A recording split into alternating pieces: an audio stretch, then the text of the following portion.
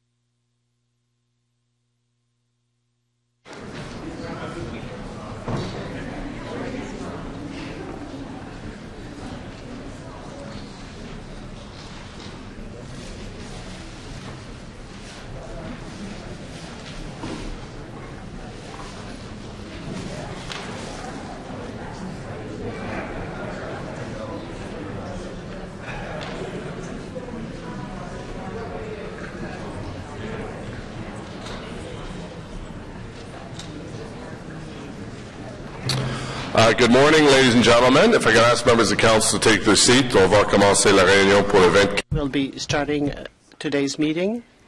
Welcome. Of February 24th, 2016. For those who are able to, could you please rise for a moment of silence and moment of reflection and remain standing for the singing of our national anthem.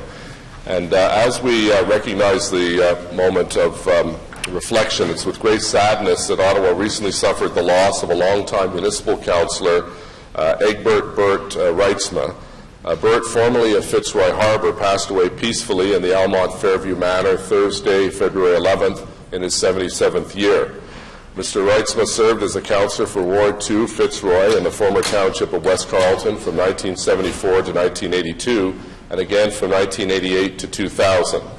I know that Councillor El Shantiri represented the city at the funeral and was a friend of Mr. Reitzma, and our thoughts and prayers go out to Bert's family and all those affected by his passing. Please join me in a moment of silence in commemoration of Mr. Reitzma, and at the same time we use that time for a moment of personal reflection.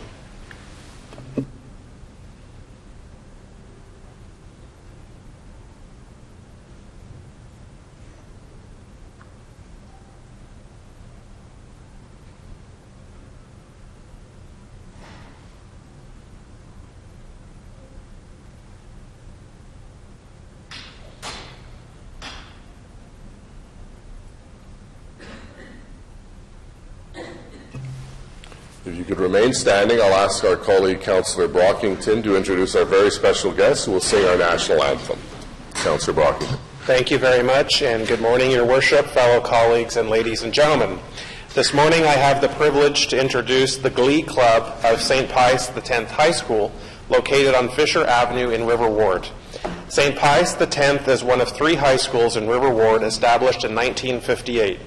Notable alumni include actor Dan Aykroyd, retired NFL quarterback Jesse Palmer, and none other than my fellow colleagues, Councillor Shirelli and Eglai.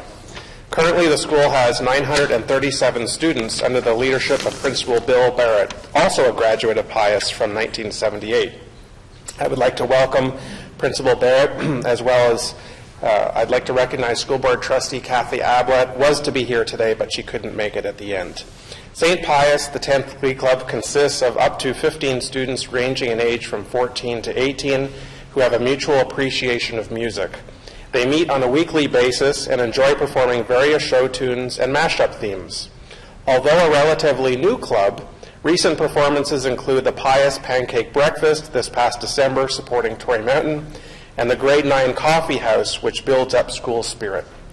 Led by Grade 11 students Anna Rikiki and Zoe Butcher, and supervised by Richmond Guerrero, chaplaincy leader of St. Pius School, they are very excited to perform our national anthem with us this morning.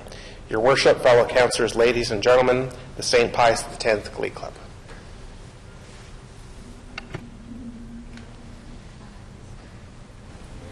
Oh, Canada, our home and native land, true patriot love in all thy sons command.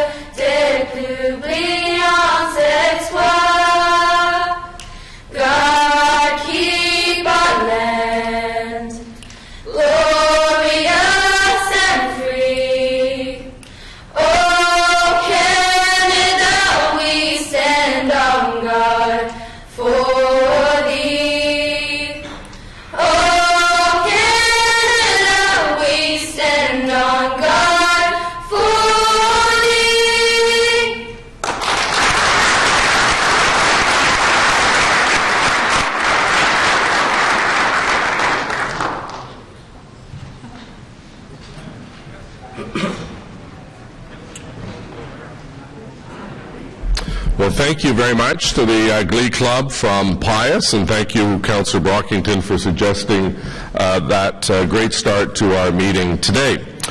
At this time, I'd like to invite Elizabeth Desereau to the podium for this meeting's City Builder Award presentation. Welcome, Elizabeth. And Elizabeth's Councillor Jeff Leeper also to join us. J'invite aussi son conseiller. I would also invite Elizabeth's Councillor Jeff Leeper to join us this morning. And Jeff and I have exactly the same shirt on.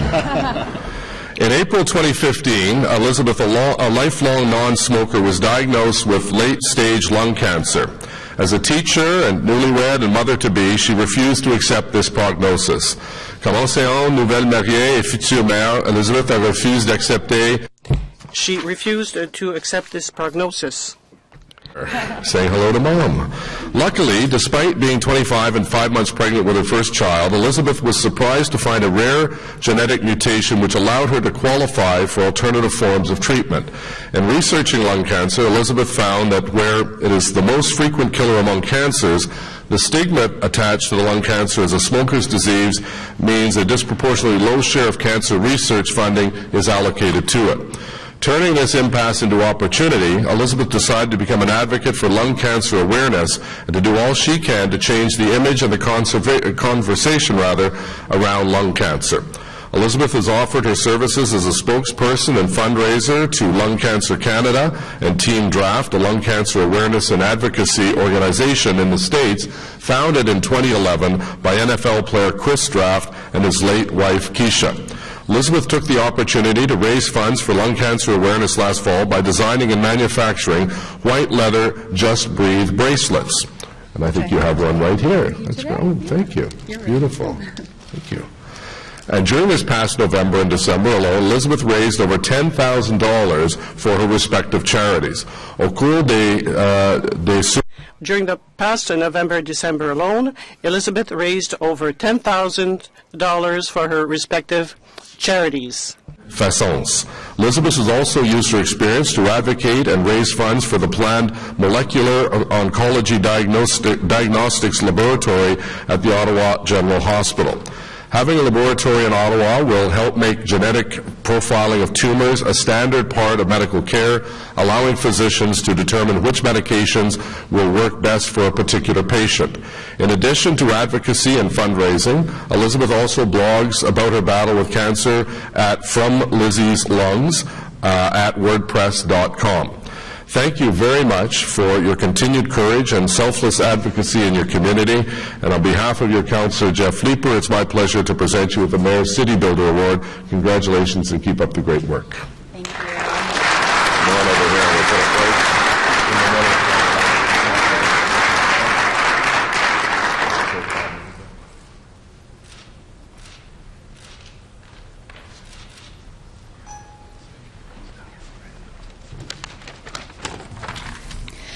Thank you so much. It is an honor to receive this award today. As a 26-year-old non-smoker who was diagnosed with advanced stage lung cancer when I was 5 months pregnant, I am living proof that anyone with lungs can get lung cancer.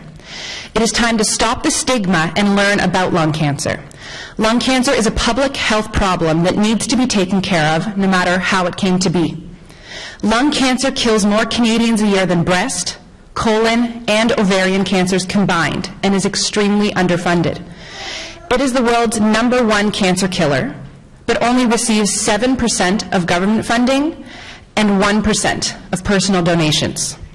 Young lung cancer is on the rise, particularly in young, non-smoking women, and research needs to be funded to figure out why. With a 5-year survival rate of only 16%, few lung cancer patients are able to stand up here and advocate for the funding that is so desperately needed. It's time that these statistics change, because I know that my life and the lives of thousands of Canadians that are diagnosed with lung cancer every year depend on it. By sharing my story, it is my hope to change the face of lung cancer. Thank you.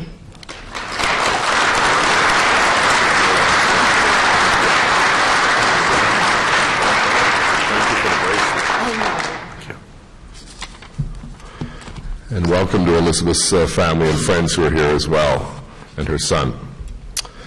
It now gives me great pleasure to have this opportunity to announce the final achievement of the 2015 United Way Employee Campaign.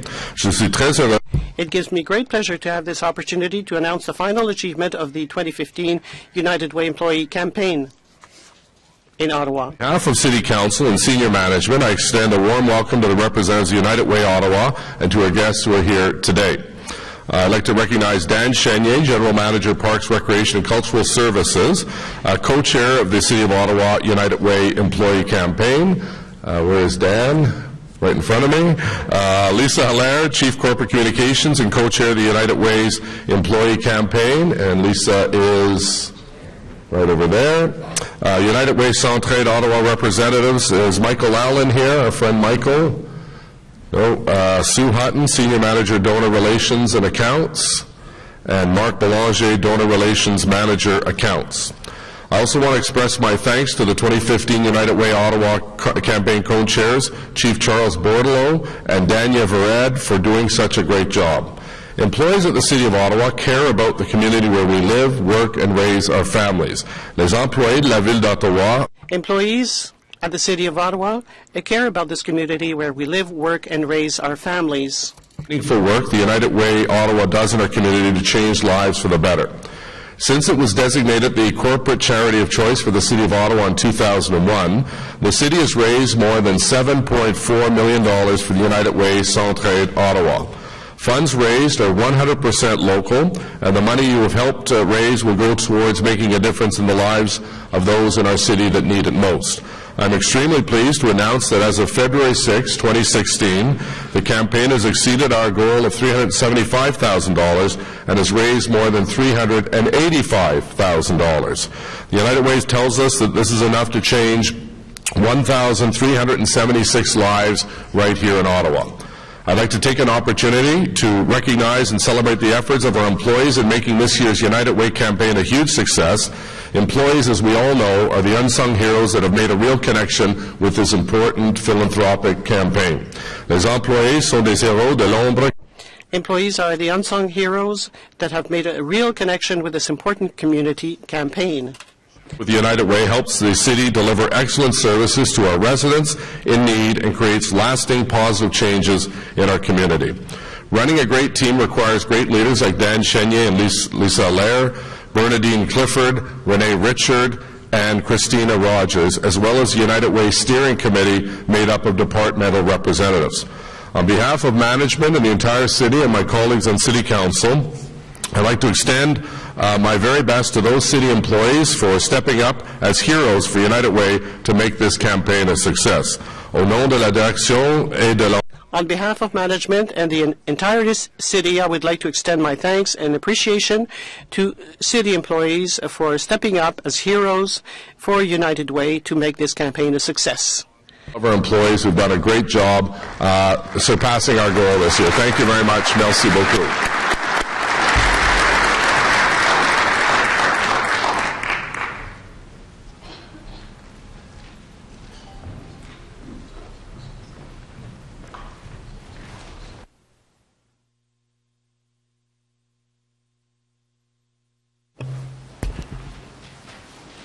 Roll call, please, Madam Deputy Clerk. Conseiller Manette. Present. Councillor Middick. Here. Councillor Harder. Here. Councillor Wilkinson. Present. Councillor El-Shantiri. Councillor Present. Cawley. Present. Councillor Taylor. Here. Councillor Shirelli. Here. Councillor Egli. Here. Councillor Deans. Here. Councillor Tierney. Present. Conseiller Cléry. Ici. Councillor Nussbaum. Here. Councillor McKenney. Present. Councillor Leeper. Here. Councillor Brockington. Here. Councillor Chernushenko. Present. Conseiller Cloutier. Present. Conseiller Blais. Here. Councillor Derousse. Here. Councillor Moffat. Here. Councillor Kakish. Here. Councillor Hughley. Here. Mayor Watson. Here. Le Could 10, Monsieur le Maire. Merci. Confirmation of minutes, adoption de process verbeux pour le 10 février 2016 for the 10th of February 2016. Carried. Declaration of interest, including those originally arising from prior meetings. Déclaration de conflit d'intérêt. None. Communications as printed. Regrets, absence, no regrets filed to date. Motion to introduce reports. Motion portant présentation de rapport. Councillor McKenney, and seconded by Councillor Brockington, please.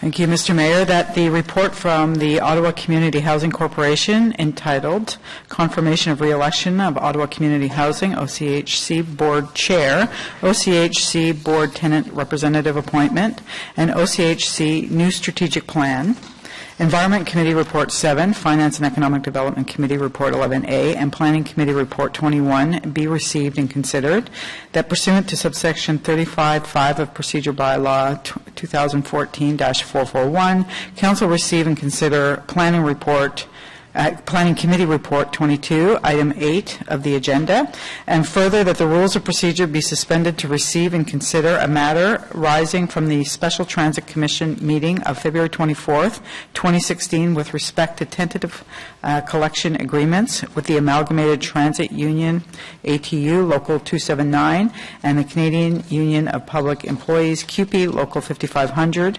Waiver of the rules is being requested as it is in the city's best interest to consider this matter immediately. On the motion, carried. Adopté. Merci.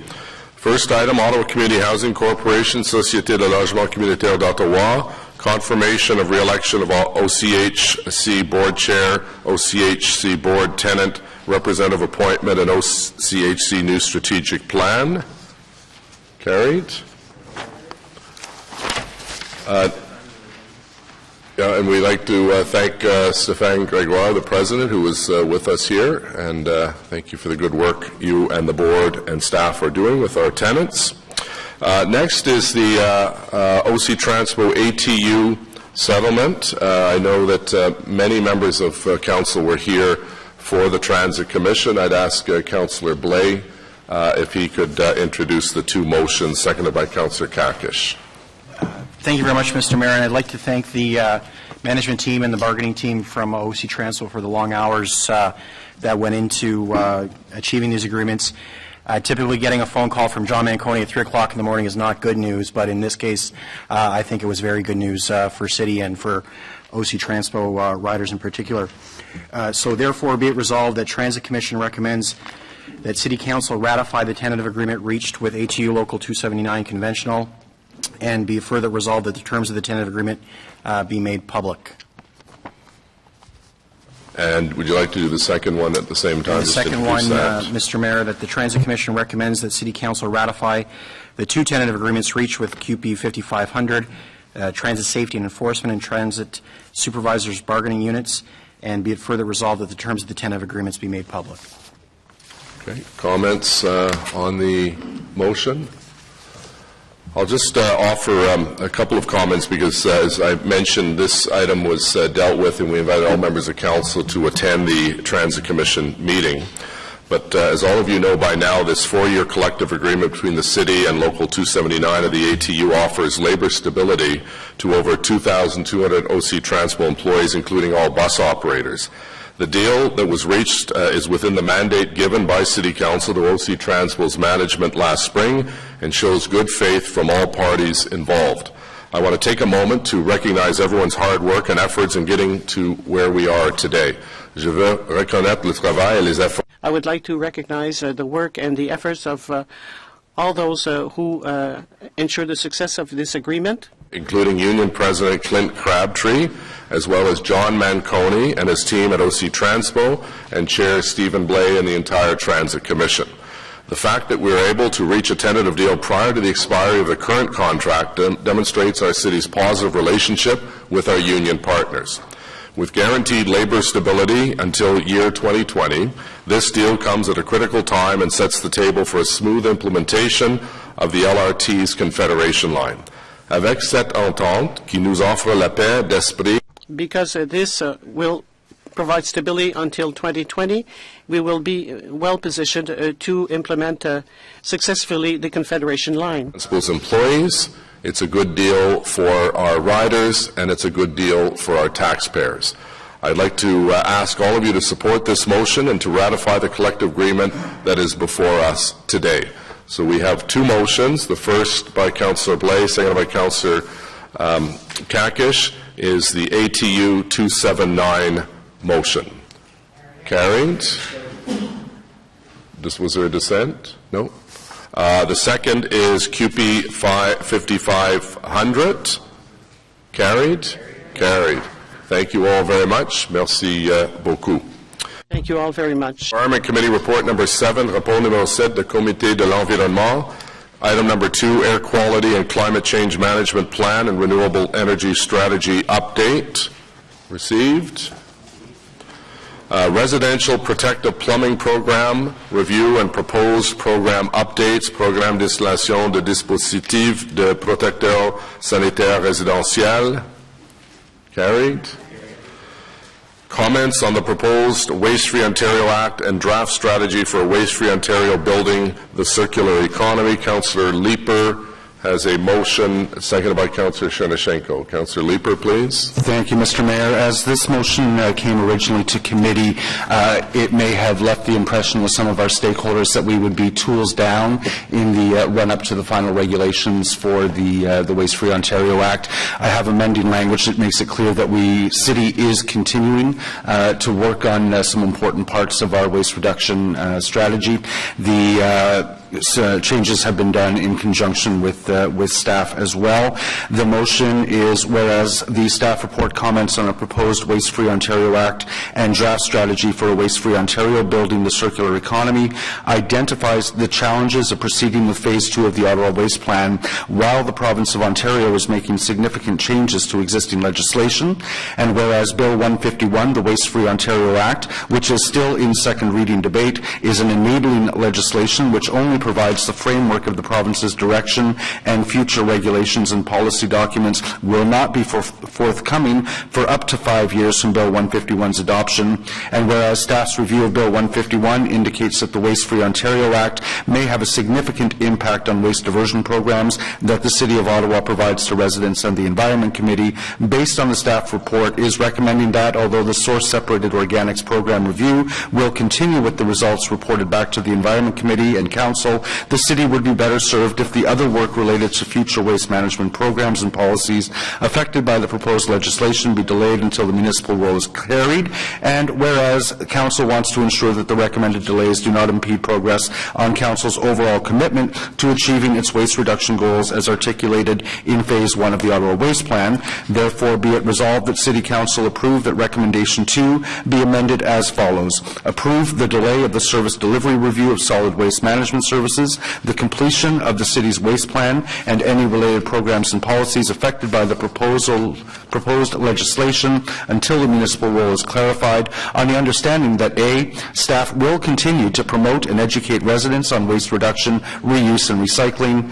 B, staff will continue to monitor and assess the performance of the City's waste diversion programs by continuing to perform waste audits. C, staff will continue to participate in industry and municipality consultation intended to better define the municipal role and responsibility in the provision of waste diversion programs in the City under the proposed Waste-Free Ontario Act and supporting regulations, and provide updates on the progress of this legislation and any related regulations to the appropriate standing committee or committees and Council as needed or requested. And D, that in general, though the City would not proceed at this time with significant alterations to waste diversion program options or any program changes requiring capital investment until the regulations and policy statements under the proposed Waste-Free Ontario Act are fully understood, any alterations that might be deemed to be required due to unforeseen circumstances would be brought to Environment Committee and Council for consideration and approval.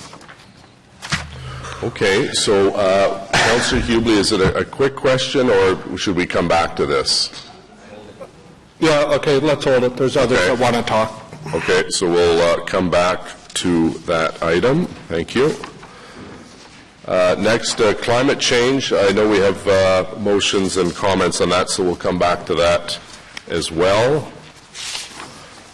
Finance and Economic Development Committee Report 11A, Nuisance Mosquito Control Program. I know there'll be questions on that, so we'll come back to that. Planning Committee Report number 21, Rapport numéro 21 du Comité de l'Urbanisme zoning bylaw 900 Maryvale Road. Carried. Planning Committee.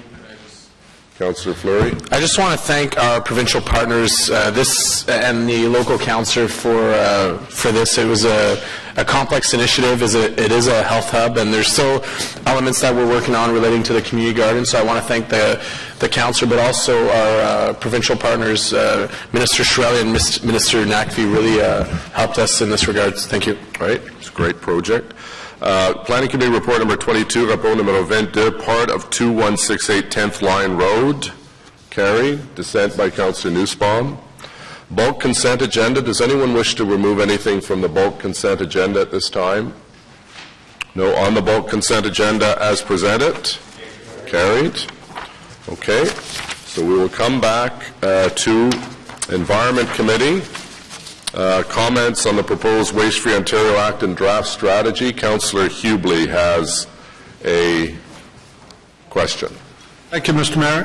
I'd just like to know with Councillor Leaper's motion to put everything on hold on what the city's initiatives were on waste management.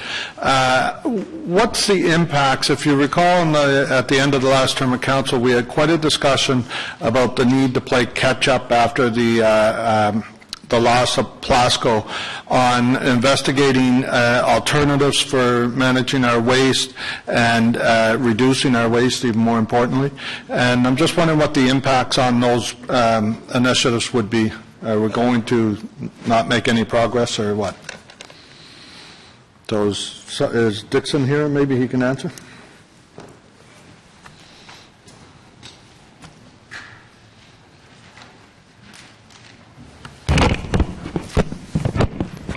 Sorry, through you to the councillor. No, the city will continue to remain abreast of technological changes and awareness. We'll continue to participate with the industries and with the other municipalities to make sure that we're familiar with the activities and the changes. But if I can explain that the city is following a waste management hierarchy that has as its premier first three steps, the 3 R's being reuse, reduce, and recycle, before getting into the residual management piece, which was what we were looking to Plasco to manage. Because those first 3 steps are under a pretty significant state of flux with the change to the Waste-Free Ontario, it becomes very difficult to be able to predict and carry out analysis on that 4th step, being the residual management. So at this point, what this report is indicating, that with Council's approval, that we continue to participate in the development of the Waste-Free Ontario Act, stay abreast, of course, of technological change, but not proceed precipitously or prematurely on addressing the residual management piece, because it is going to be very dramatically affected by the province's change in regulation. I believe in the last term of council I had a motion that asked staff to report back to council on an annual basis on those alternatives and the research that's going on into new technologies and so on. Do you have an idea when we'll receive that report this year? I will have to get back to you, check and see when we'll be coming back to you on that report. Thank you. And last question is, when we extend these contracts, which contracts are we talking about? Is this the garbage collection contracts, those 6-year, they'll now become 7-year? Does this impact the Plasco, not the Plasco, sorry, the Orgawell contract? Chair, through you to the councillor. The collection the 2 contracts that we're asking for extensions are the collection contract and the household hazardous waste special waste contracts. This has no impact on the Orgawell contract. Thank you very much, Mr. Mayor. Thank you, Dixon. Thanks, Councillor Hubley. Councillor Moffat, please. Thanks, sir. I should have asked this at committee last week. Do we have a timeline on when we expect the province to actually do something with this? I remember meeting with the minister 2-3 years ago about this, and they were working on it then. I know they've never really moved the fastest when it comes to waste matters at the province, so I'm just curious if you know. Chair, through you to the councillor, the province themselves are unsure. They're identifying from 2 to 5 years to complete the implementation of these regulatory changes. So the reason why we'd be delaying is because we don't think that they'll be done before we renegotiate the contracts in 2018. That's correct. We don't believe that we'll have a firm understanding because, of course, before we go out to contract, we would need to carry out a service level review and then go to tender and then provide 12 months for the contractors to procure all the necessary vehicles and things. That lead time, when combined with the 2 to 5 years that they currently think, will push us beyond the current contract provisions, and for that reason we've sought Council's approval to extend the 2 series of contracts, the solid waste curbside collection and the household hazardous waste program. Are you aware if other municipalities are doing the same thing? I think other municipalities are looking at their own contracts in their own context. We're not all, of course, on the same timeline, and there are different service approaches. I do know that, generally speaking, the municipalities are taking a wait-and-see attitude towards much of this change, and it certainly does alter whether or not, for instance, you've got facilities that are involved in these discussions, if you've invested in those, and those what are being known now as stranded. That's the city is in a fortunate situation in that respect, that we aren't holder of those facilities, so we're in a bit of an advantageous position in that regard. Thanks. My other questions were just related to what Councillor Hubley asked about Trail Road, the future Trail Road, where we go from there, and then, of course, the Green Bin program. You've answered those, so thanks.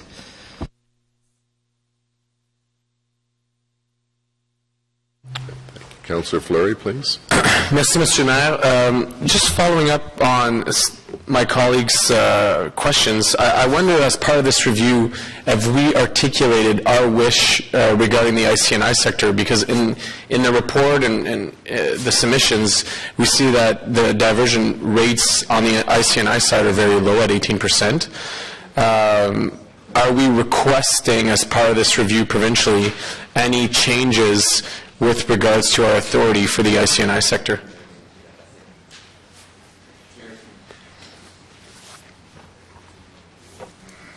Chair, through you to the councillor, we are the province has recognized the fact that the ICNI sector has fallen well behind the residential sector, and is through this regulatory change trying to move them to a much greater recycling participation.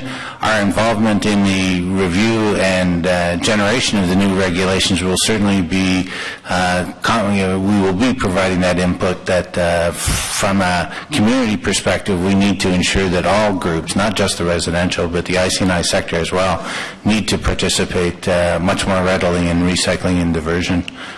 So you're saying the province has recognized it, but are we formalizing that request to the province? Because right now we don't have that authority. No, Chair, through you to the council, no, as you're quite correct, Councillor, that the city does not maintain responsibility for managing that ICNI sector. That rests with the province, and the province themselves have to promote much greater vigilance on the part of the ICNI sector in order to advance that, and they have identified in the Waste-Free Ontario Act that that's certainly part of what it is they're hoping to accomplish. I'm not sure that I'm getting the answer that I'm looking for. Are we engaged in the consultation process with the province in this regard?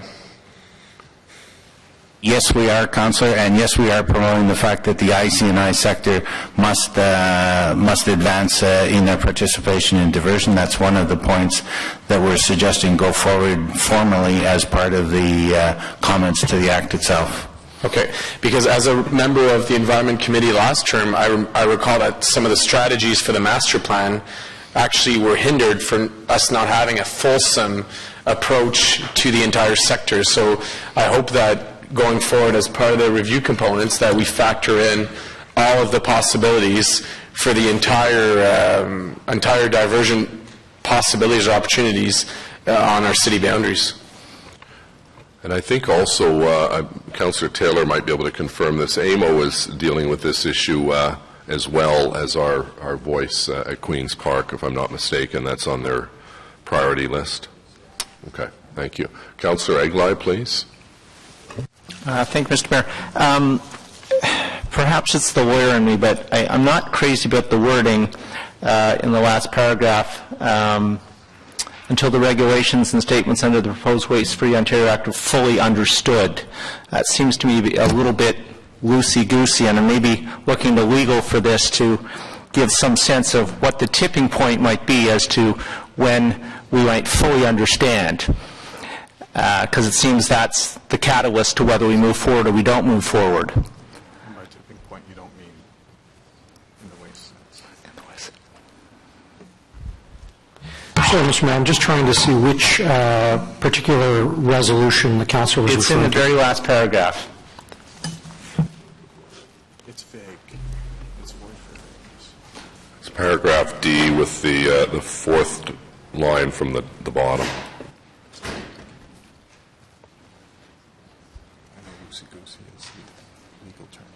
Yeah. Just like, and who's done it? Mr. Mayor, I appreciate the member's concern. I'm advised that staff worked on this.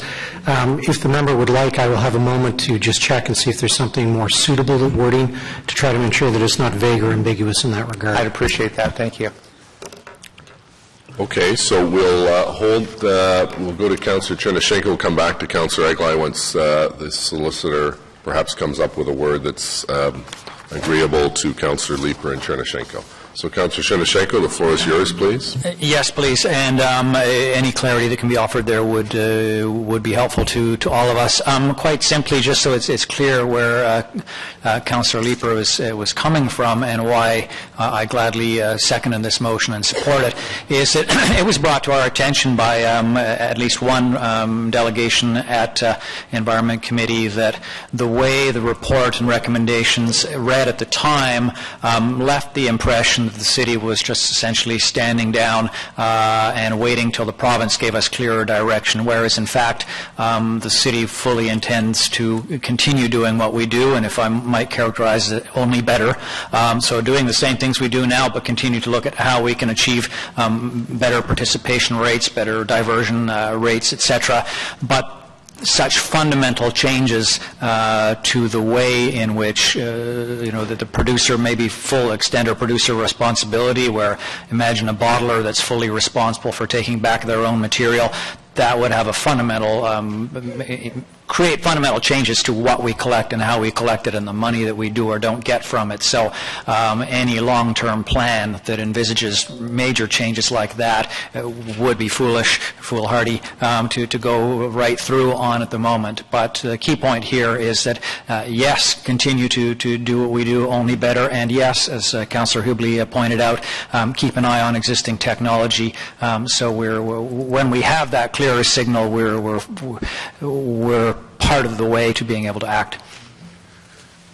So for that reason, I support this, and I don't know if I'm done, but we're still waiting to hear from the clerk. And here he comes. Mr. Mayor, thank you, and I apologize for the delay. Staff were postulating on the fact that this legislation, being sort of a framework enabling legislation, will be similar to, in some ways, the Planning Act with guidelines and statements and principles and policies. So we would recommend, in light of that, a more clear, would delete the words fully understood, and instead it would read, under the proposed Waste-Free Ontario Act are finalized, meaning that the Act is in force and effect, and then if there are any other principles, statements, guidelines, and regulations, that would be the approach we take. So agreeable to the mover and seconder that we change fully understood to are finalized? Agreed. Councillor Eglai, agreed. Thank you for raising that. So on the motion, Councillor Condrey, did that clarify the issue you wanted to raise? Yes, it does, Mr. Mayor. Thank you. Okay, great. So thank you all for your participation on the motion. Carried. And on the main report as amended. Carried. Thank you.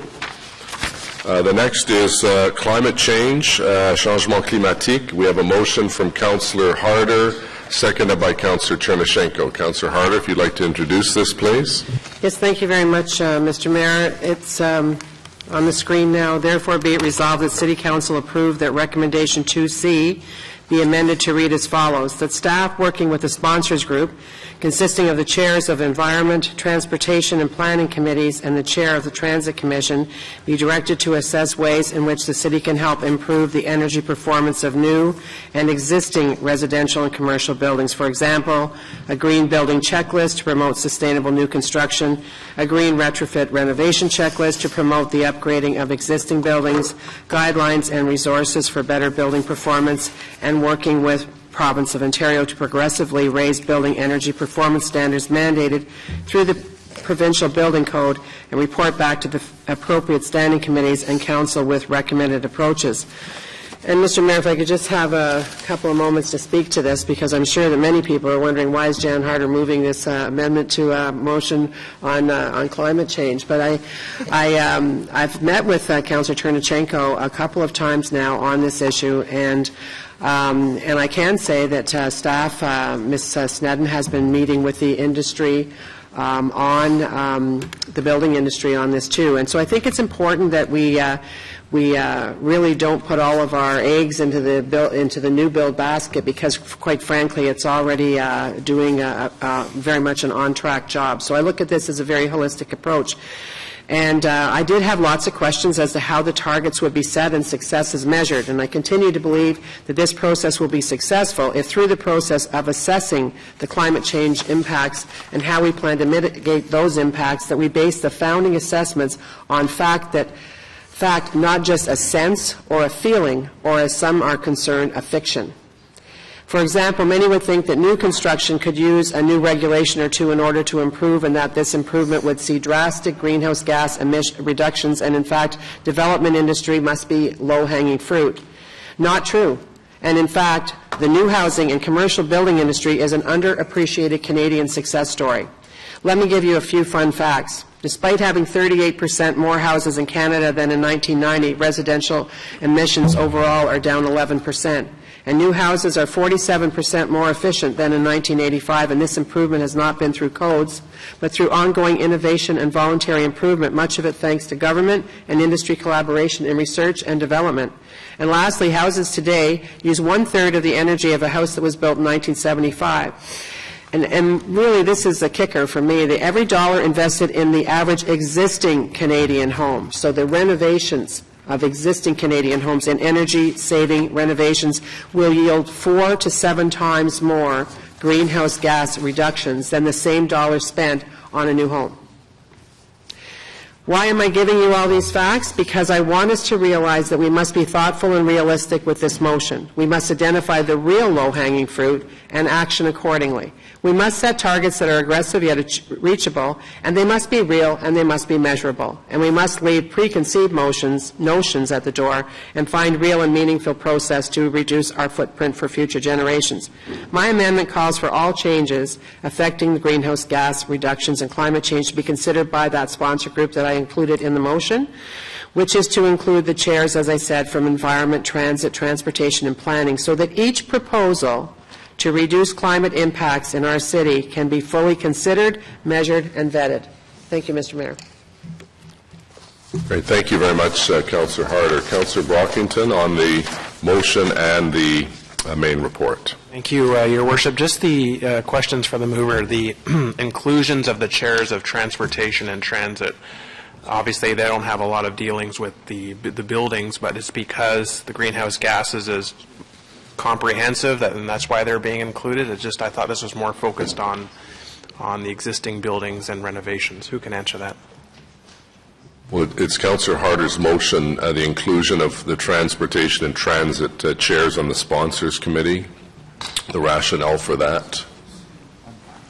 And who's this, Councillor Brockington, that was asking this? Yes. Yeah. Okay, well, obviously I mentioned the planning and the fact that probably you may not be aware that, for example, we don't have the right to change. We have to work with the province. The province has the lead on the building codes.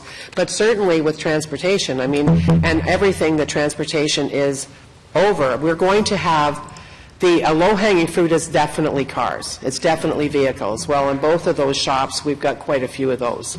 And I think that it's very important that we be looking at each of the measures that it should come back to the committee that's going to be impacted, and having the eyes of the chair of either of those, or myself, for example, working with the chair of the environment, is absolutely crucial, I think, to having that measured, vetted, rated, and go forward, so that we're all on the same page moving forward, and we can connect with our committees as need be. I just want to make sure that everyone's on that committee can bring their expertise to it. I'm just reading the therefore clause. You're talking specifically about buildings, energy performance of new and existing residential and commercial buildings, so that's why I asked. That's only because that's dealing with one specific part of the motion, the 2C. And the timelines, what do we expect, how long this will take? When can we hear this? Are you asking me? I'll be a sponsor. This is going to take, what are you asking me? When will the respective standing committee receive the report?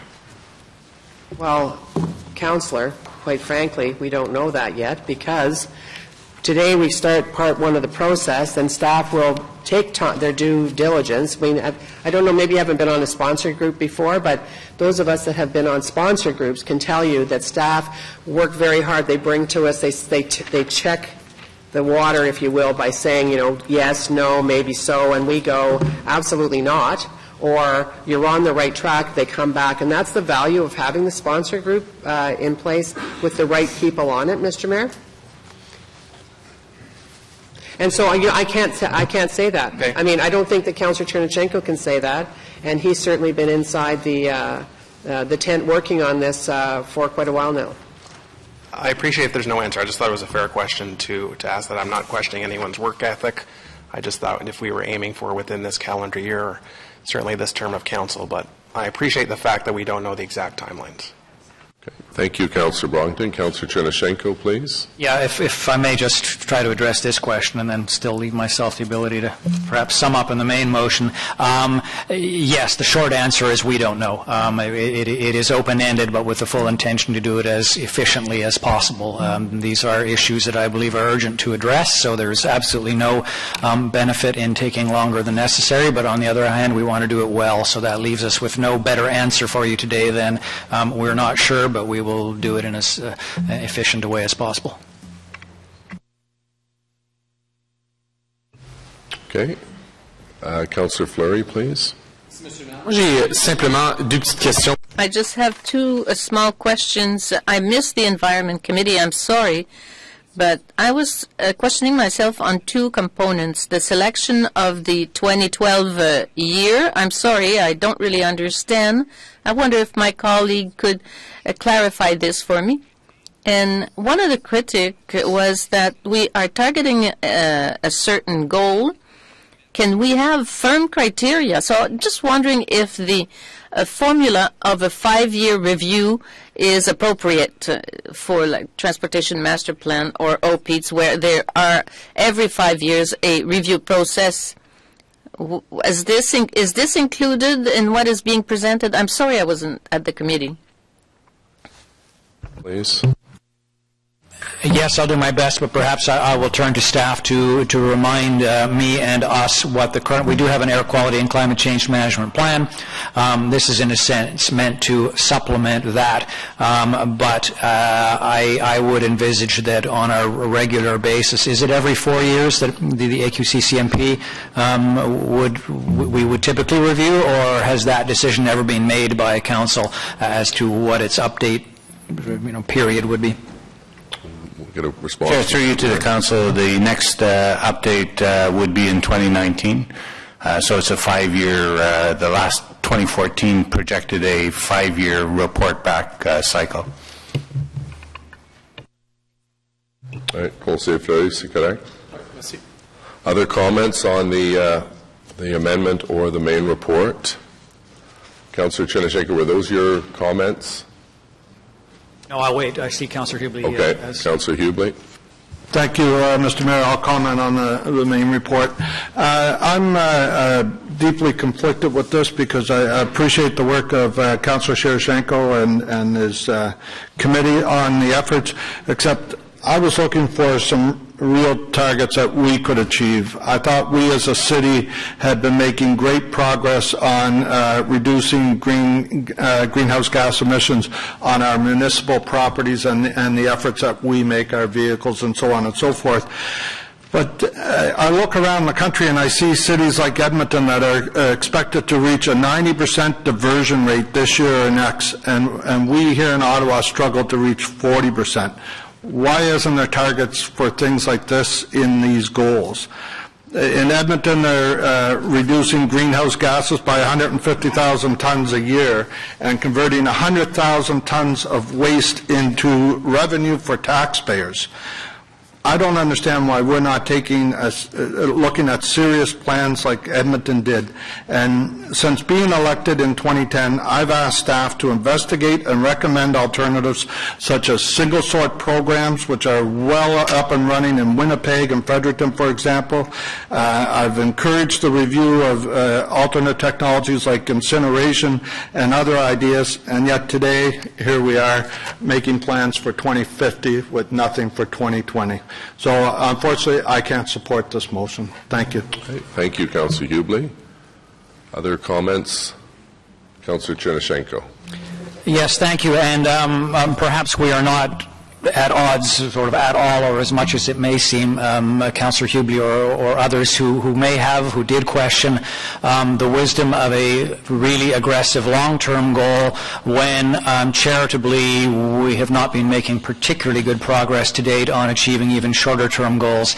My motivation essentially for bringing this forward is that I believe, first of all, we now know that the best science is telling us that the 1.5 degree Celsius target is a critical breaking point at which we are likely to find ourselves on a planet where the runaway climate change is something that fundamentally changes the world in which we live. It's that science that drives the target then. So moving backwards from that is if by 2050, as seems to have been internationally acknowledged, we as all industrialized societies, in fact all countries, need to achieve an 80% cut, then let's adopt that target so we are very clear where we are trying to go, so that the ultimate where we must be by 2050 is set out there as much as it can be carved in stone, or at least held up there in front of us. But then we have to work back from that and say, okay, that's great, that's lofty, that's fine, but we already have, it's been noted, we already have the AQCCMP with targets for 2024. We will be stretching ourselves to get to those. They aren't really working in opposition, so yes, absolutely, the city has to redouble its efforts in areas like waste management and all the others. My initiative here was, in a sense, trying to highlight just how urgent that was and how important it was so that we do a better job in advancing in the short term as well. So long-term stretch goal, short-term realistic, year-by-year steps. The two I see as complementary rather than being in opposition. So whether that's convincing enough for Councillor Hubley to still has a chance to change his vote here, there's absolutely not meant to say, oh no, we love this long-term target, forget about the short-term. No, we're going to have to, and we have to do it better and faster. I would just probably use the 5 minutes, sum up by saying we had an excellent debate. It's quite clear, at least by the delegations and the public comment that we were receiving, that the citizens of Ottawa are very much on side, not universally, never expected that, but very much on side, encouraging us, and the hard work remains to be done. And I do want to thank particularly Councillor Harder, because she reminded me something I knew and yet was not reflected in this motion, which is, as some people have put it, 80% of the buildings that will exist in 2050 have already been built. Those are the ones that need particular attention. It doesn't mean that we shouldn't keep trying to push new buildings to a higher standard, but we should be doing both and giving particular emphasis to the renovation and retrofit of existing buildings. So I'm pleased that that was brought forward, and I think it made for a stronger motion and an action plan. Thank you.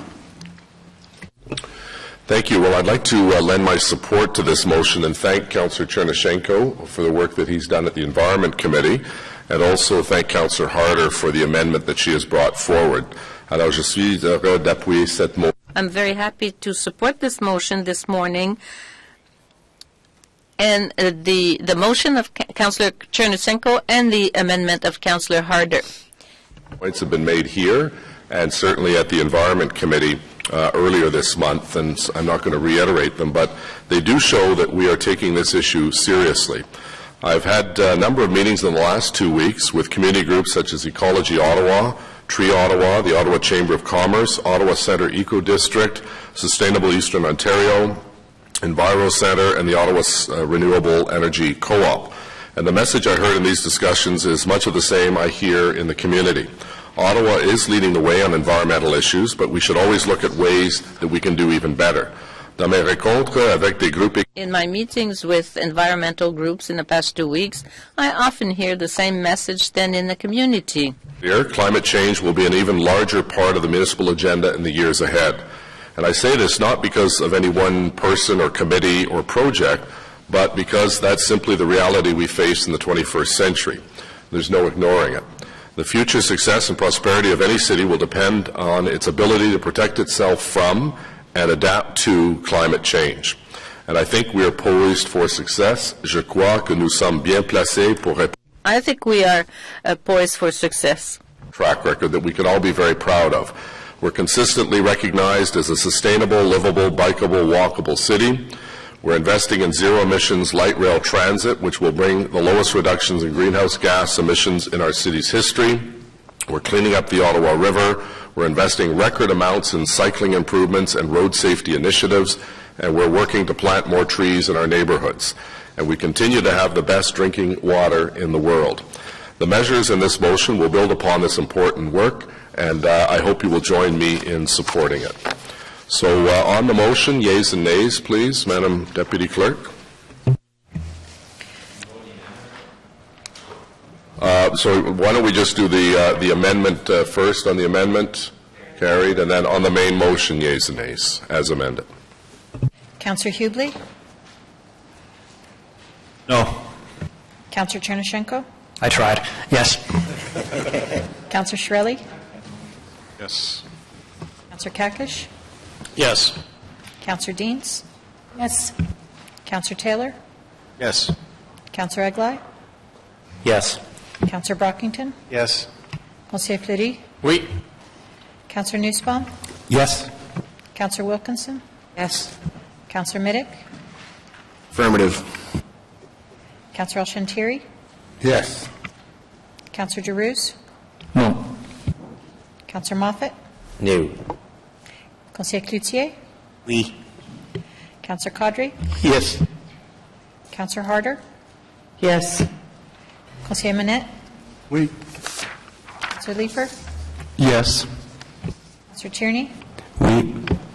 Councillor McKenney? Yes. Councillor Blais? Yes. Mayor Watson? Yes. Yes. 21 yeas, 3 nays. Thank you. The next item on our agenda is Finance and Economic Development Committee Report number 11A, rapport numéro 11A du Comité des finances et de développement économique. Councillor Wilkinson, Kakish, on an amendment on the nuisance mosquito control program. So we have Councillor Wilkinson to introduce her motion, seconded by Councillor Kakish, and then we're on to the main item. Councillor Wilkinson, please. Thank you, Mr. Mayor. The motion is that City Council receive the information in the addendum to the Nuisance Mosquito Control Program and Mosquito Research Program Special Area Levy ACS 2016 CMR FED 001 report issued by Councillor Wilkinson on February the 19th, 2016. I approve that it be appended to the Nuisance Mosquito Control Program and Mosquito Research Program report. To approve a levy for special services to be applied to Ward 4, Canada North, the area identified in Document 1 for a 4-year Canada North Nuisance Mosquito Program is described in this report. Approve the City's participation in a 3-year research program on the Canada North Nuisance Mosquito Program as described in this report. and delegate the authority to the Deputy City Manager Operations in consultation with the City Clerk and Solicitor and the Ward Councillor to take the necessary steps to award the contract to undertake these programs to GDG Environmental and any other actions that may be required to manage this contract as described in this report. If I could speak briefly to all, introduce it, Mr. Mayor? Yep. No, you have the floor now, Councillor Wilkinson. Yeah. This came up over the last year or so with the people that are concerned about the number of mosquitoes in the area.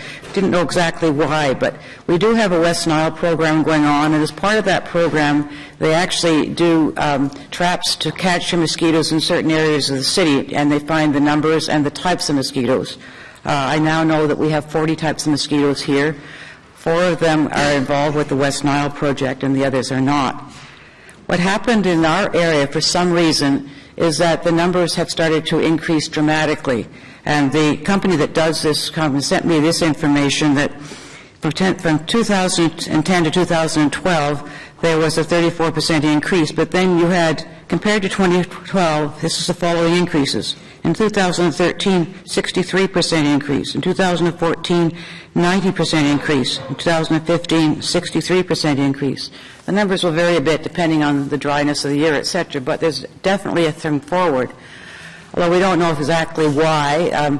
They also said that in collecting the mosquitoes in this area, the highest ones were found in West Carleton, right adjacent to Canada North, and the others were in Canada North, and then the next one is in Stittsville. So that area, which has a lot of wetlands along the creeks, it has natural environment areas, it has the greenbelt next to it. We have a lot of areas where mosquitoes can breed, and I imagine that's probably why it's happened.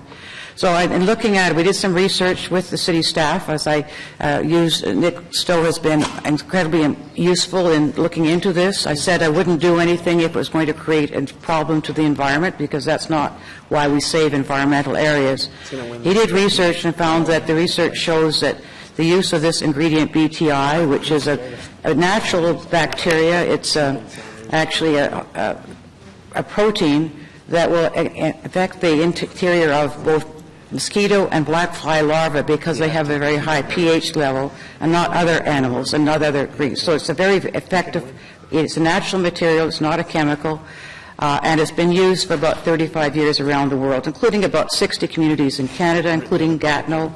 It's used in Winnipeg in their citywide program as well. And it's approved by the World Health Organization, the U.S., Canada, all different ones for use in this ingredient. So in looking into that, decided the only way to whether to do it or not was to find out what would be involved. So we went out and got a procurement. I want to thank the people in procurement who helped us in doing that. And we now have the 3 documents, the program, the research program, and the financial aspects. So we knew what it was going to cost before I asked the community if they would go into this. Went out then to the community to get a feeling for it. But legally, under this program, we do not need to have a vote, but I thought the community should have a say. And so the envelope that went out is a city envelope with rather large words that say what it is, and this was delivered to over 11,000 homes in my ward that pay taxes. Some people say they didn't get it, but Planet Post said they delivered it, so I had to take it that they did. And we did about 300 or 400 hand-delivered to meet them in other areas. It didn't reach 100% of people, obviously. Things do happen to these, but a large number. And we have 2,525 were returned, with a large majority in favor. I had no idea personally how that vote was going to go, because people don't like paying more taxes. I thought it might go the other way, but there was a strong vote in favor of it. So on that basis, I brought forward this recommendation today to move forward with the program. Nick Stowe is here, who's done the work on the environmental. Part of this is that he wanted to be absolutely certain, because no research has been done in this particular area. So part of the program is that with the University of Ottawa, an independent study for 3 years of the 4-year program, to see if there are any detrimental efforts. So it is a combination of the 2 programs that I'm asking for support with today. And if we do get that, it's tight for them, but they can get the permits and things they need from the province to actually have this program go ahead this year. The cost to the average homeowner... You can wrap up, Councillor, because your time has gone over. The cost to the average homeowner is about $19 to $20 when the research program's on, but it varies depending on their assessment. Thank you. Thank you very much. Conseiller Fleury, s'il vous plaît. Yes, Mr. Mayor. I'd like to start by applauding the efforts of my colleague. I think, when we have local issues, it's not easy to look into the matter, and the process by which Councillor Wilkinson went was the best one in front of us, is really trying to get the pulse and the feedback from the community. Now, I'm supportive of the direction. I'm concerned with a few elements. In the report, it's too vague in my mind, the public health response in this. I'm not aware of the product. We're not familiar with it. It hasn't been done before. It's a use of a bacteria. Can you tell me more about the health review or the health component and the risk that we know about this using this method? Through you, Mr. Mayor, I just have to qualify and say that toxicology is not my area of expertise, but in my review of the literature that I did at Councillor Wilkinson's request, I did look at the studies and other literature regarding the public health aspects of the use of BTI and the other BS, which is the other larvicide that's being used, and there is absolutely no evidence of any adverse human health effects of these products, which is not surprising given that the mode of their action is so specific to that family of insects. Yeah, I recognize you're not an expert in that review. I think that there's a broader issue here, that it's something that's trying to be leading edge. We want to make sure that there's no impact on other species, on the livelihood of our residents.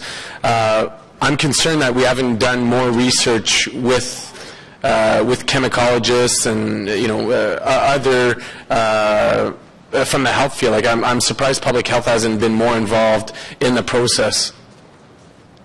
Through you, Mr. Chair, public health has been involved in the discussions. BTI is one of the products that is used in the city's West Nile virus control program.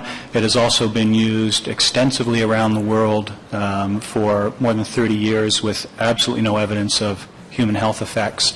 It is approved for use in drinking water in some areas and has been approved by Canadian, American, and other health agencies around the world. So this technique has been used before in other jurisdictions? Yes, it has been used in other jurisdictions. Nuisance mosquito control programs are also in place in other municipalities within Canada using BTI. Okay. Thank you.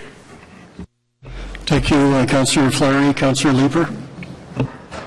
Thank you, Mr. Chair. My question is also with relation to the effect of BTI. My understanding is that it is specific to black flies and mosquitoes. I think it has an impact on midges as well.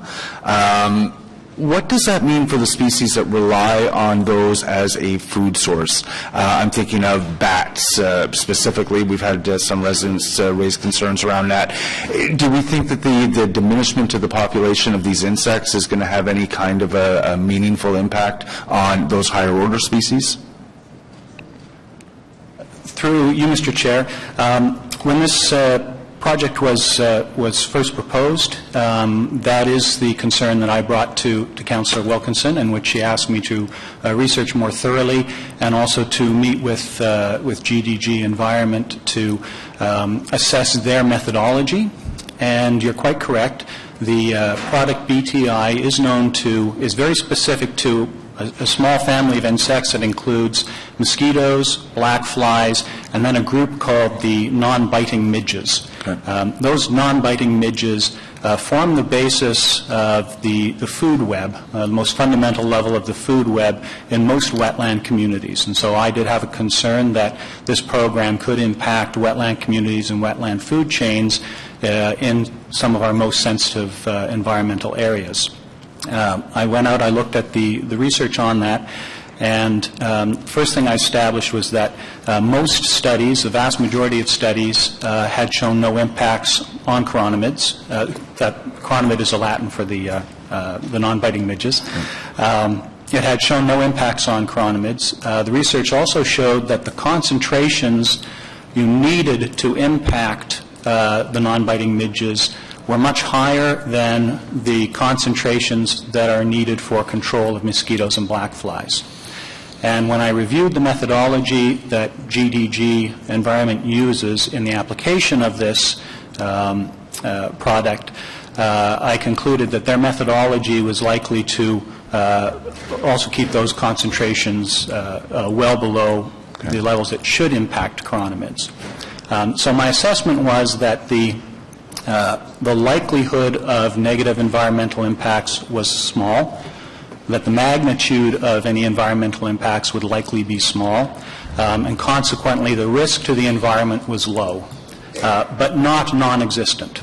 And so my recommendation to Councillor Wilkinson was that if this program went forward, it should include an adaptive management program based upon independent research. And that if that research program showed that the program was having negative effects on those wetlands, that the program should be discontinued. Are we proposing, or is the vendor proposing to monitor those populations of the non-biting midges? Will we be able to understand the impact fairly quickly? Playing with my mic here. Yes, the impact on those non-biting midges is one of is the main focus of the proposed research program, which would be carried out by a researcher and his graduate students from the University of Ottawa. So that is the main focus. We would not likely know after the first year.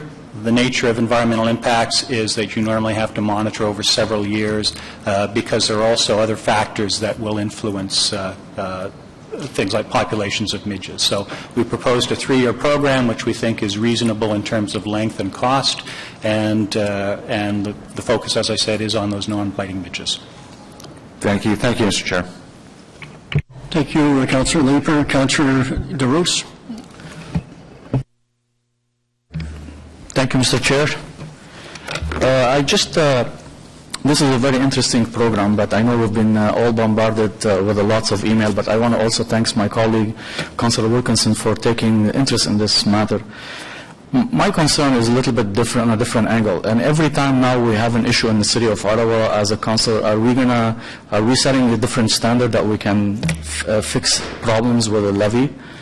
You know, there is lots of people, maybe they cannot even afford the levy, and we are really looking into it. And are we splitting community? Are we pinning residents against each other? So that's a little bit concern I do have. My real question is this program will really wipe out the whole mosquito issues, or will residents be stuck paying this levy forever and ever, and that will never be able to the treatment, when you stop the treatment, the mosquitoes are going to come back. So these are questions and concerns that some people have. Thank you. Were you looking for an answer, Councillor DeRoos, or?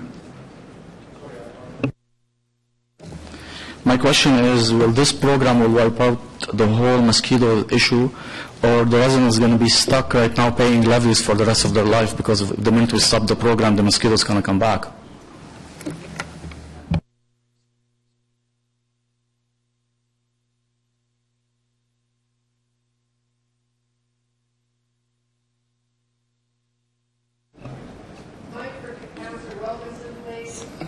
Yeah, thank you. It's a 4-year program, because we wanted to have the research program done, so there's a 3-year program, because that's what Nick Stowe had suggested, that we needed at least 3 years to properly do that research program. And that means that at the end of that, there's 1 year left while we analyze that and decide whether or not it will go ahead. It'll again be up to the residents whether they want to continue it. I'm going to be recommending that we probably, if we can, have a vote at the next election for them to decide whether they want to go ahead with it or not. It's something they're paying for. The cost actually starts to drop in the 4th year when you're not paying for the research program as well. So the average cost in the 4th year for them is going to be in the neighborhood of about $14. So but it depends on their assessment. That's the average. But it really is up to the residents. They have asked to have this coming. If it makes a huge impact, they may want to have it continued. But there's really not, it's something that they could stop at any time, because it is a resident-driven program, not a personal-driven program. And as far as the section of the Municipal Act is there to be used, it's been used before. I know Councillor Jung used it for a community association. Usually it's for something that's a capital item that gets paid over time. This is a bit unusual, but because it's only in one ward, it's the only avenue open to actually finance it. Thank you, Mr. Chair. Thank you, Councillor LaRose. Councillor Chernyshenko. Yes, thank you. I am going to be supporting this this motion, but I just wanted to flag a few concerns that I have had addressed, but really to highlight the importance. First of all, I am very wary of interventions such as this, given the long global history of human efforts to try to stop one nuisance with something else, which then led to totally unintended consequence, and on the circle seems to go. So it's absolutely crucial to me that monitoring be in place and that there be a halt brought, or at least it be brought back to us quite rapidly if we find any such unintended consequence coming. Particularly in the area of, as much as I could say mosquitoes, they get no respect. Well, they probably don't get any respect from me either, and I guess it's mutual. The fact is they are in ecosystems, they do play a role, and so I think it would be unwise of us to create an expectation around this city that whenever you have a nuisance, it will be dealt with in some scientific way. This does seem to be a particularly severe case in one, dare I say, isolated or specific area, and so I am prepared to support this pilot. We will certainly learn from it, but those are my real concerns, that we are monitoring carefully the consequences of one intervention, and that we are not just setting ourselves up for can the city please come in, and I do take a hand, this is going to be funded through a levy, but that somehow we can solve all nuisance problems, which will never really be the case.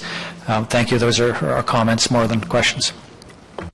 Did you want some clarification from staff on the concerns that you had? Staff, can you just respond to the concerns that Councillor Chernyshenko brought forward? Yes, through you, Mr. Chair. The intent of the monitoring program is to ensure that we have the best chance of detecting any negative impacts on those ecosystems. We will be working with the researchers at the University of Ottawa to refine the research proposal to ensure that it is as effective as can be.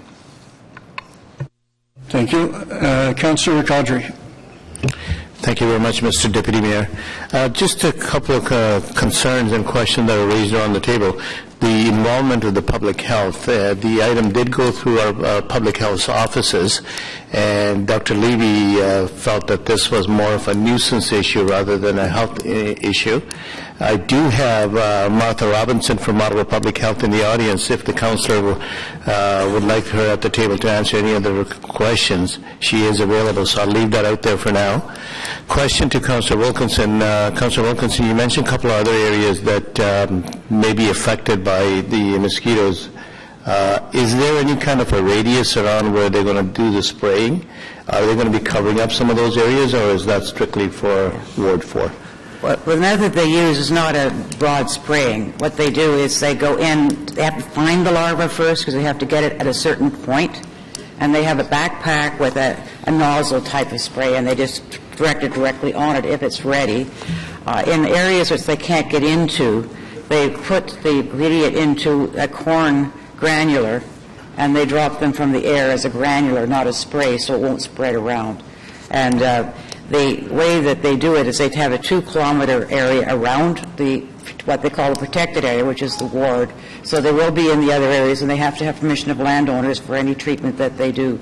That includes part of the Greenbelt, but they already have approval from the NCC to use this ingredient because they do the West Nile program for them, and from the city. And the city will have what lands will be involved and all the rest of it. So it will probably have a positive impact on the immediate adjacent areas too, because you won't be paying, but you'll get some reductions. That's a gift to you. Thank you very much, Councillor. And just coming back to the question about Ottawa Public Health, Councillor, our medical officer of health, Dr. Levy, is out of town on the city business, so that's why he couldn't be here. But as I said earlier, there is a representative here. So thanks very much, Mr. Mayor. Great. Thank you, Councillor Caudry. Councillor Hubley, please. Thank you, Mr. Mayor. I just want to say that as a longtime resident of Canada, I've always had the firm belief that all the pests do come from Canada North. So I really do appreciate the councillor's motion, and I'm happy to support it, and looking forward to a mosquito-free summer on the south side of Canada as well. Thank you. Okay, thank you, Councillor El-Shantiri. I know that's going to be a tough act to follow, but nevertheless, on a day like today, we're talking about mosquitoes. So we heard it just came in from Roma, a rural municipality of Ontario, and we heard some concern about the beehive and the population reduced in the beehives. And so because some of the recommendation came in, I have to bring it to the city, the way we cut the grass close to the edge line and so on. So with this spray, and I have to follow my colleague David Chenchenko when he spoke about when we try to introduce another species to deal with one. I still have a memory in Constance Bay, the Turbolton Forest. So we had a porcupine and it was really chewing on a lot of trees, so we introduced the fishers. So the fishers took care of the porcupine. Guess what? Now we can't get rid of the fishers. So there's no cats or small dog wandering around Constance Bay, that's for sure. But nevertheless, I'd like to know whether you or the public health can advise us about the beehive and if it have any impact on it. Through you, Mr. Mayor, all of the research indicates that there is no impact of BTI on outside of the family of mosquitoes, black flies, and non-biting midges. There is no evidence of any impact of this product on bees or in fact any other group of insects or animals. Okay. Thank you very much. Thank you, Mr. Mayor. Great. Thank you, Councillor El-Shantiri. Est-ce qu'il y a des autres personnes qui veulent? Any other comments on this topic? Councillor Wilkinson, would you like to wrap up, please? Thank you, Mr. Mayor. First, I want to thank all of the staff who've helped me through this process. It is complicated and different than we usually deal with, and the procurement people have helped with it. The health people who do the West Nile virus gave us information, and they actually helped in the evaluation of the proposals because they have some experience in that. The clerk's department, the finance department, certainly the planning department, and certainly I might say that Nick Stowe has been absolutely exceptional in looking at this and with a very open mind, but very, very carefully. And I believe in protecting the environment as much as probably anyone here. I'm a geographer by training, and that's something that's important to me. And so I didn't want to do anything that would hurt it. I'd put up with mosquitoes if it was going to do that. And so I really want to thank all that for it. And I thank my colleagues for the comments that they have made today and previous to this on this. I think it is worthwhile to do it. If we're going to find some things out with this program that may impact on other areas or may not, I can tell you that the procurement people suggested that when we did that included a clause so that if anybody else wants to do one in their area, they don't have to go out in the procurement. They can do it as an addendum to this one by just identifying the area and the payment area, and so that would be easy for them to do that. So if you are interested in doing anything, just talk to me and I'll put you in touch with what happens on this. But I think we really need to have a few years of experience. We'll know whether it works or not. It certainly has in other communities. The company that won the contract is doing this now in 60 communities across Canada. When the City of Winnipeg does their own program citywide, because it's been known as the capital of mosquitoes, I think, but they've been doing it for some time, and their major ingredient they use is BTI, although they also use some other things there. And it's being used in Europe and South Africa. It's used around the world, actually. I found out that it's called Israeli assets because it was found in Israel. What they found was a swamp that had no mosquitoes. And so they tested the water, and they found that in there's a natural bacteria. That's a protein bacteria, so this is not an artificial chemical in any way, that has this propensity to get into the guts of mosquitoes and black flies, and that's why they didn't have any. And that's the product that's being used. So it's an actual natural product that we find naturally in the earth. It's not manufactured except to put it into a form that we can distribute it in. And it is used mostly in a liquid form in the individual sprayers.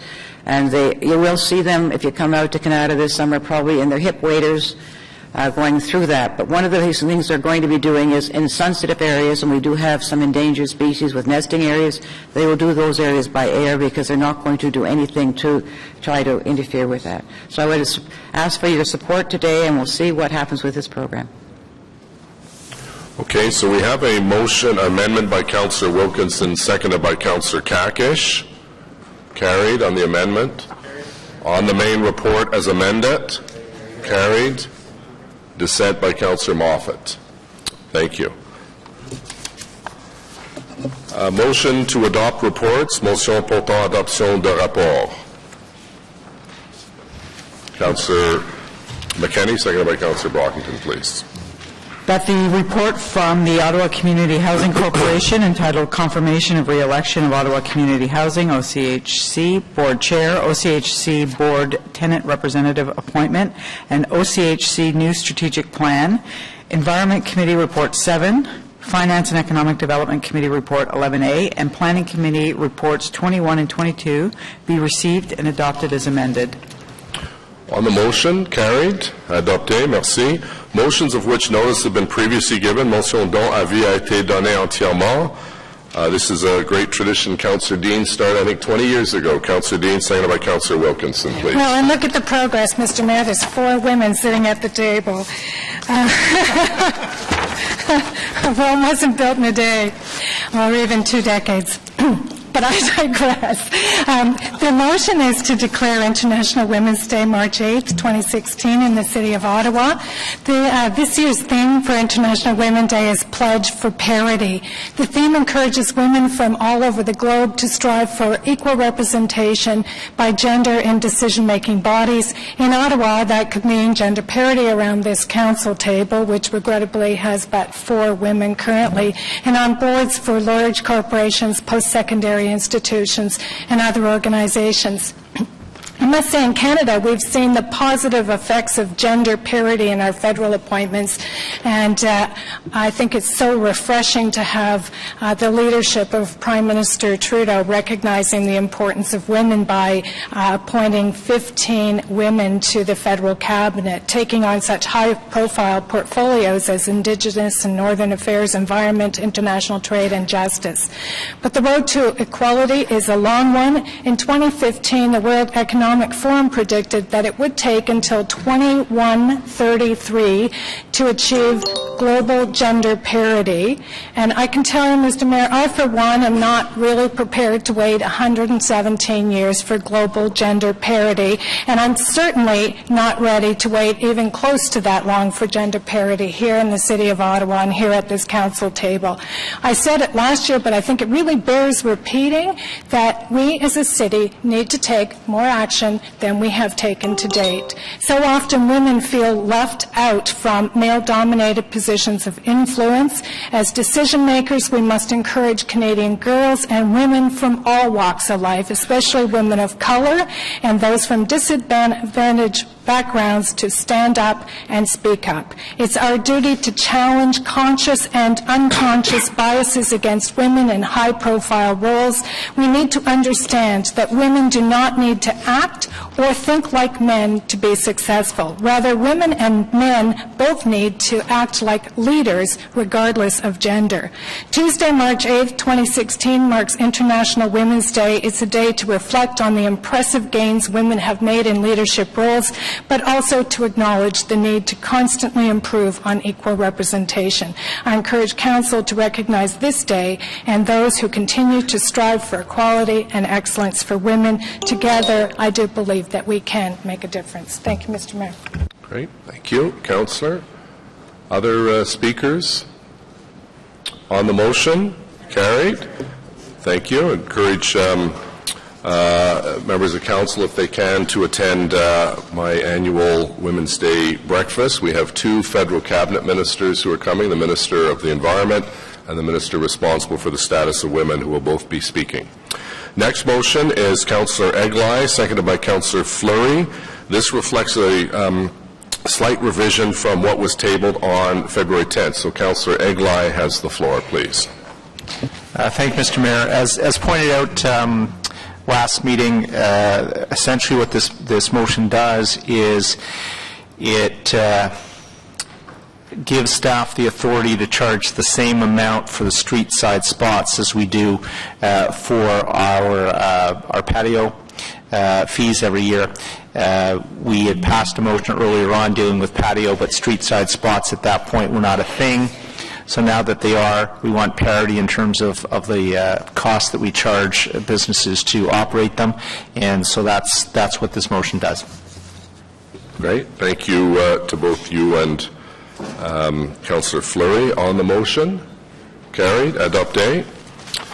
Next is a motion by Councillor Leeper, seconded by Councillor Deans, with respect to the CRTC ruling. Councillor Leeper, please. Thank you, Mr. Mayor. The motion that I'm bringing, I'll read it out first and then address it.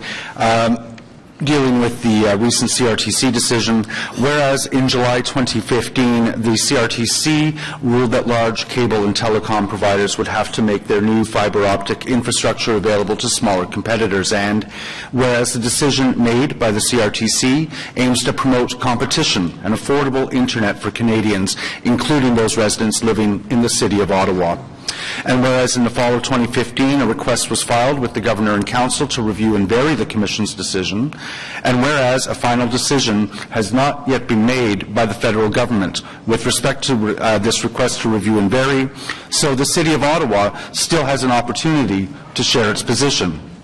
And whereas other major municipalities such as Calgary have expressed their support for the CRTC decision, and where the City of Toronto recently carried a similar motion requesting Council support competitive and affordable internet prices, therefore be it resolved that the City of Ottawa support the CRTC's decision to require the sharing of fiber optic networks between large and small competitors, and be it further resolved that the outcome of this motion be shared with the Minister of Innovation, Science and Economic Development, the Minister of Infrastructure and Communities, the Minister of Finance, the Minister of Canadian Heritage, and Premier Kathleen Wynne, and the Ontario Minister of Economic Development, Employment and Infrastructure, to ensure the City's position is known as recommendations are prepared. Mr. Mayor and colleagues, the motion that I'm bringing today and asking you to support is, I think, of the utmost importance to the residents of the City of Ottawa. The Internet has become integral to our participation in the civic, cultural, and economic life of the city. It's critical to residents' well-being that the Internet here be world-class and affordably priced.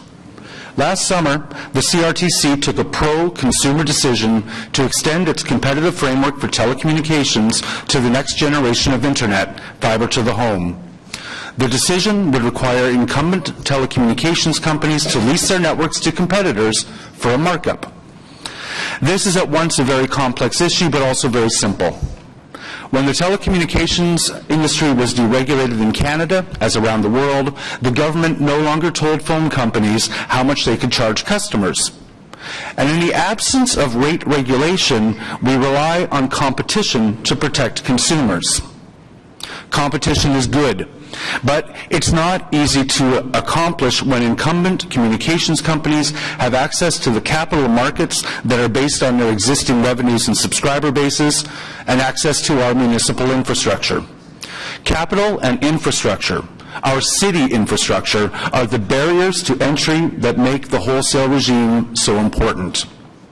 The most easily that I've been able to explain it is to ask people to imagine the government were to open passenger rail to competition. No competition would emerge if we forced competitors to build their own tracks. It's not a perfect analogy, but the basics of it are right. We as a municipality have an obvious interest in these discussions. It's in the interest of Ottawa taxpayers that our support structures and conduits be used efficiently, that our roads not be constantly dug up. And more broadly, we want Ottawa residents to have the broadband internet they need in their small offices and home offices, startups, school, and more. We also have an interest in the economic activity that competitors to the incumbents create. That's hundreds of jobs in the Ottawa area alone. The federal consultation may be closed, but the government will be consulting with the provinces on this matter. I think it's important that our voice be heard. I hope I can count on your support, and I look forward to the debate. Thank you, Mr. Mayor. Thank you. Other comments? No. Councillor Cloutier. Thank you, Mr. Mayor. Thank you, Mr. Mayor. And thank you to Councillor Leeper for bringing this forward. And since he brought the motion of notice of motion to council 2 weeks ago, I've learned a lot about this. J'aurais aimé que mon collègue. I would have liked my colleague to raise this discussion at the technology subcommittee or at FEDCO so that we could have a thorough discussion surrounding the motion, and Councillor, you alluded to the complexities surrounding the whole issue. The matter before the CRTC is to share a new network, not an existing network. On that basis, I'm not sure the rail analogy is correct. Other questions that came about are, how does this affect the western part of the country? Does TELUS and Shaw, who's very strong in the west, have to share their networks? Does Allstream and Videotron and Rogers in eastern Canada have to share their network? And you mentioned at a markup, but a markup on operating costs does not come close to relieving the risk of building a very, very huge infrastructure that's capital intensive. And you mentioned access by companies to capital markets. I think a lot of entrepreneurs have access to capital markets, but your point is that it is a capital intensive project, and in that there are risks. There are risks that remain solely with what is a private company, in this case Bell. I've read that suggesting that supporting this motion is a way to ensure faster and cheaper and more reliable internet. It might be a disincentive to building a faster, cheaper, and more reliable internet, because there are people calculating we have to sell X subscribers at X amount over Z years to recoup our investment, and thus, as I said, it might be a disincentive to building the network. Further to your rail analogy, if we were talking about existing rail, it would be a good analogy. But if we would like VIA, for example, to build a high-speed rail between Quebec City and Windsor, and we were to say, go and spend $20 billion, but after the high-speed rail has been built, we'll let you and I buy a couple of trains, buy a couple of locomotives, and we could use it and sell as many tickets as we could. I don't think, and if that were open to all the users, I don't think that would be an incentive for VIA to improve our high-speed rail capacity. So on that basis, I disagree with the analogy. Notre objectif doit toujours être. Our goal must always be to have favorable conditions for investment, for job creation in the large business sector and small business sector.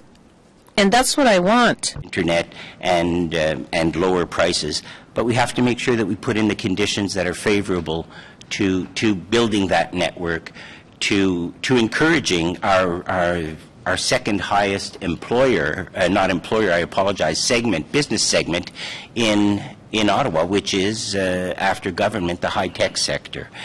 And so, again, just to recap from my opening statement, I wish we would have had a more substantive, the opportunity for a more substantive conversation on this so that we could have discussed it more fully. But on that basis and on the basis of the broad outline of what I've just said, I won't be supporting the motion. Merci, Conseiller. Councillor DeRose, please. And thank you very much to my colleague, John. He already brought lots of issues I want to touch, but I will move on to also thank Councillor Leeper for his attention, his interest in this matter.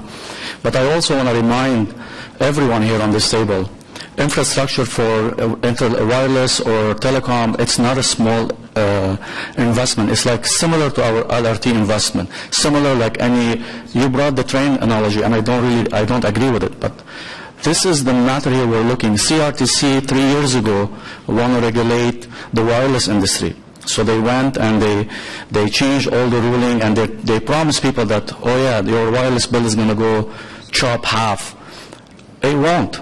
Yeah, you put the 2-year program, and the company want to retrieve their revenue, so they raise the handsets higher. So what I'm trying to say, you have a Mobi City, you have wind. What we're trying to create here, there is an investment and a company putting infrastructure in Ottawa. We should encourage them because these private companies invest millions and millions of dollars in economy and jobs. So for that, I can't support your motion. Thank you, Mr. Mayor. Thank you, Councillor DeRose. Councillor McKenney, please. Thank you, Mr. Mayor. I did very strongly support the CRTC ruling when it happened, and I will be supporting Councillor Leeper's motion.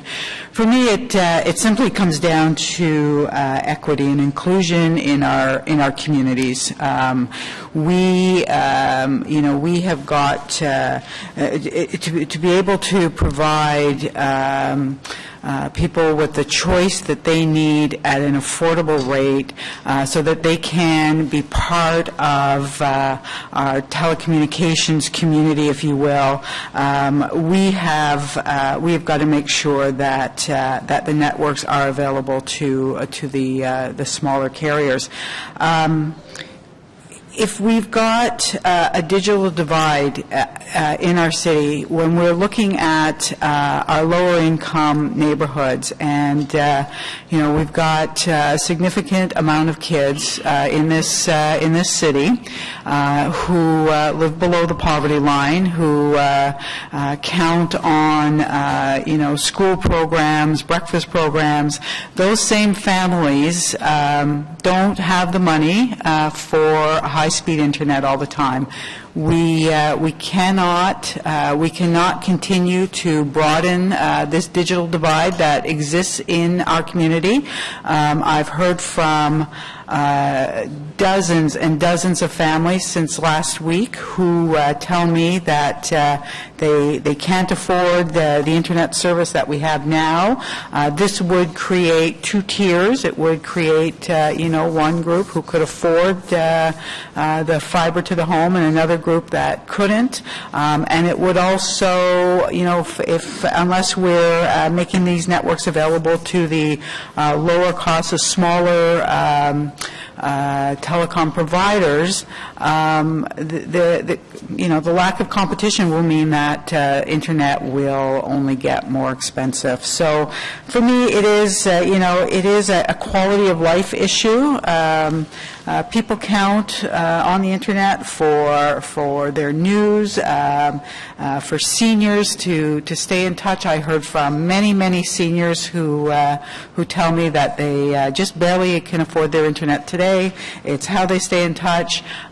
kids who are in school, whether it's in primary school or post-secondary school. It's a way for people to get information, and that does make it a quality of life issue. As a city, we do give up our right-of-way for the large telecoms to come in, and they, come in, they cut our roads, bury their networks, and so as a city, we have given something back to the telecommunications industry, and what we're asking back for, what I would like to see in return is that those networks are shared so that everyone can enjoy the same level and the same quality of affordable internet service as their neighbor, regardless of their own income. Thank you. Thank you, Councillor McKinney. Councillor Minnick, please. Thanks, Mayor. I just want to preface this with, I'm a big Jeff Leeper fan, but I can't support this motion mostly because I don't think it belongs in this room. The CRTC has already made a decision. They're the federally mandated body that regulates this, and to me this motion just looks like a high five to them to say good job.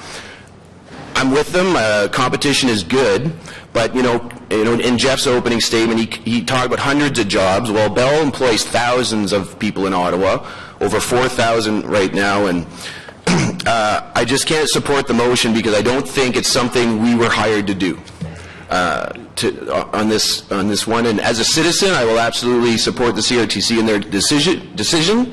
But as a councillor, I don't see the benefit to our taxpayers. All right. Thank you, Councillor Minnick. Councillor Aguilar, please. Thank you, Mr. Mayor. I want to thank Councillor Leeper and Councillor Deans for bringing the motion forward. Jeff and I had quite a detailed and substantive discussion about it, and as a result of that, I want to thank Jeff because I dug into the issue a lot more than I would have thought. And like Councillor Cloutier, I learned an awful lot about this issue over the last week or so from a variety of sources, including Jeff, Bell, independent sources, independent research, speaking to a local MP, and it's not as simple as it first appears. It does appear that if you support this, that magically there will be cheap internet for everybody across the city.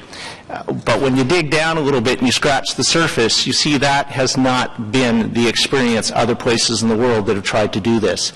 Europe has tried to do this for years, and what they have found is that the impact of it is that the providers are not providing. In other words, they're not going that extra step. They're not putting that R&D in to come up with newer, faster ways to deliver the internet. They're not building the infrastructure. And I want to make a distinction between a provider and a seller. The big companies, if you will, the Bells, the Shaws, the Teluses, they're investing in the infrastructure. They're investing in the R&D. They're producing the product. The smaller companies are selling the product, and I think there's a big difference there. They don't have to put the upfront capital in to create the product, but they're reselling the product once it's been created by the bigger players. That doesn't mean I'm a huge fan of Bell or Rogers or anything else, but if we want to incentivize improvements in the internet, then there has to be some way, similar to the pharmaceutical business, whereby the people who put in the R&D work, the people who put in the implementation and the creation and building of these networks have some way to recoup some of that money so they can roll it over into further investments in R&D and infrastructure. So it's a more complicated issue than, I think, do this and people will have cheap internet. I don't think it's going to work that way. It hasn't worked that way in other parts of the world.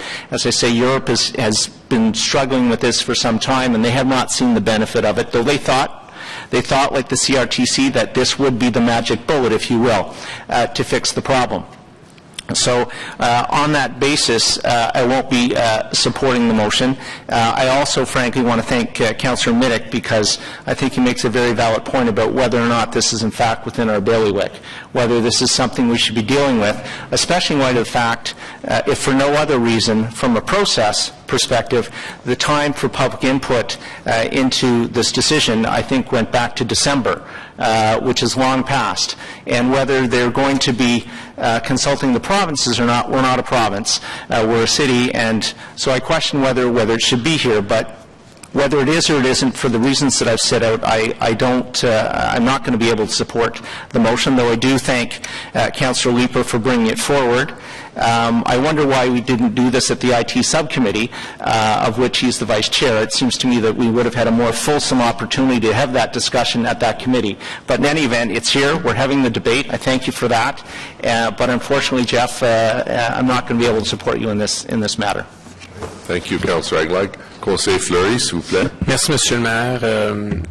Thank you, Mr. Mayor. There are some good points that have been raised so far.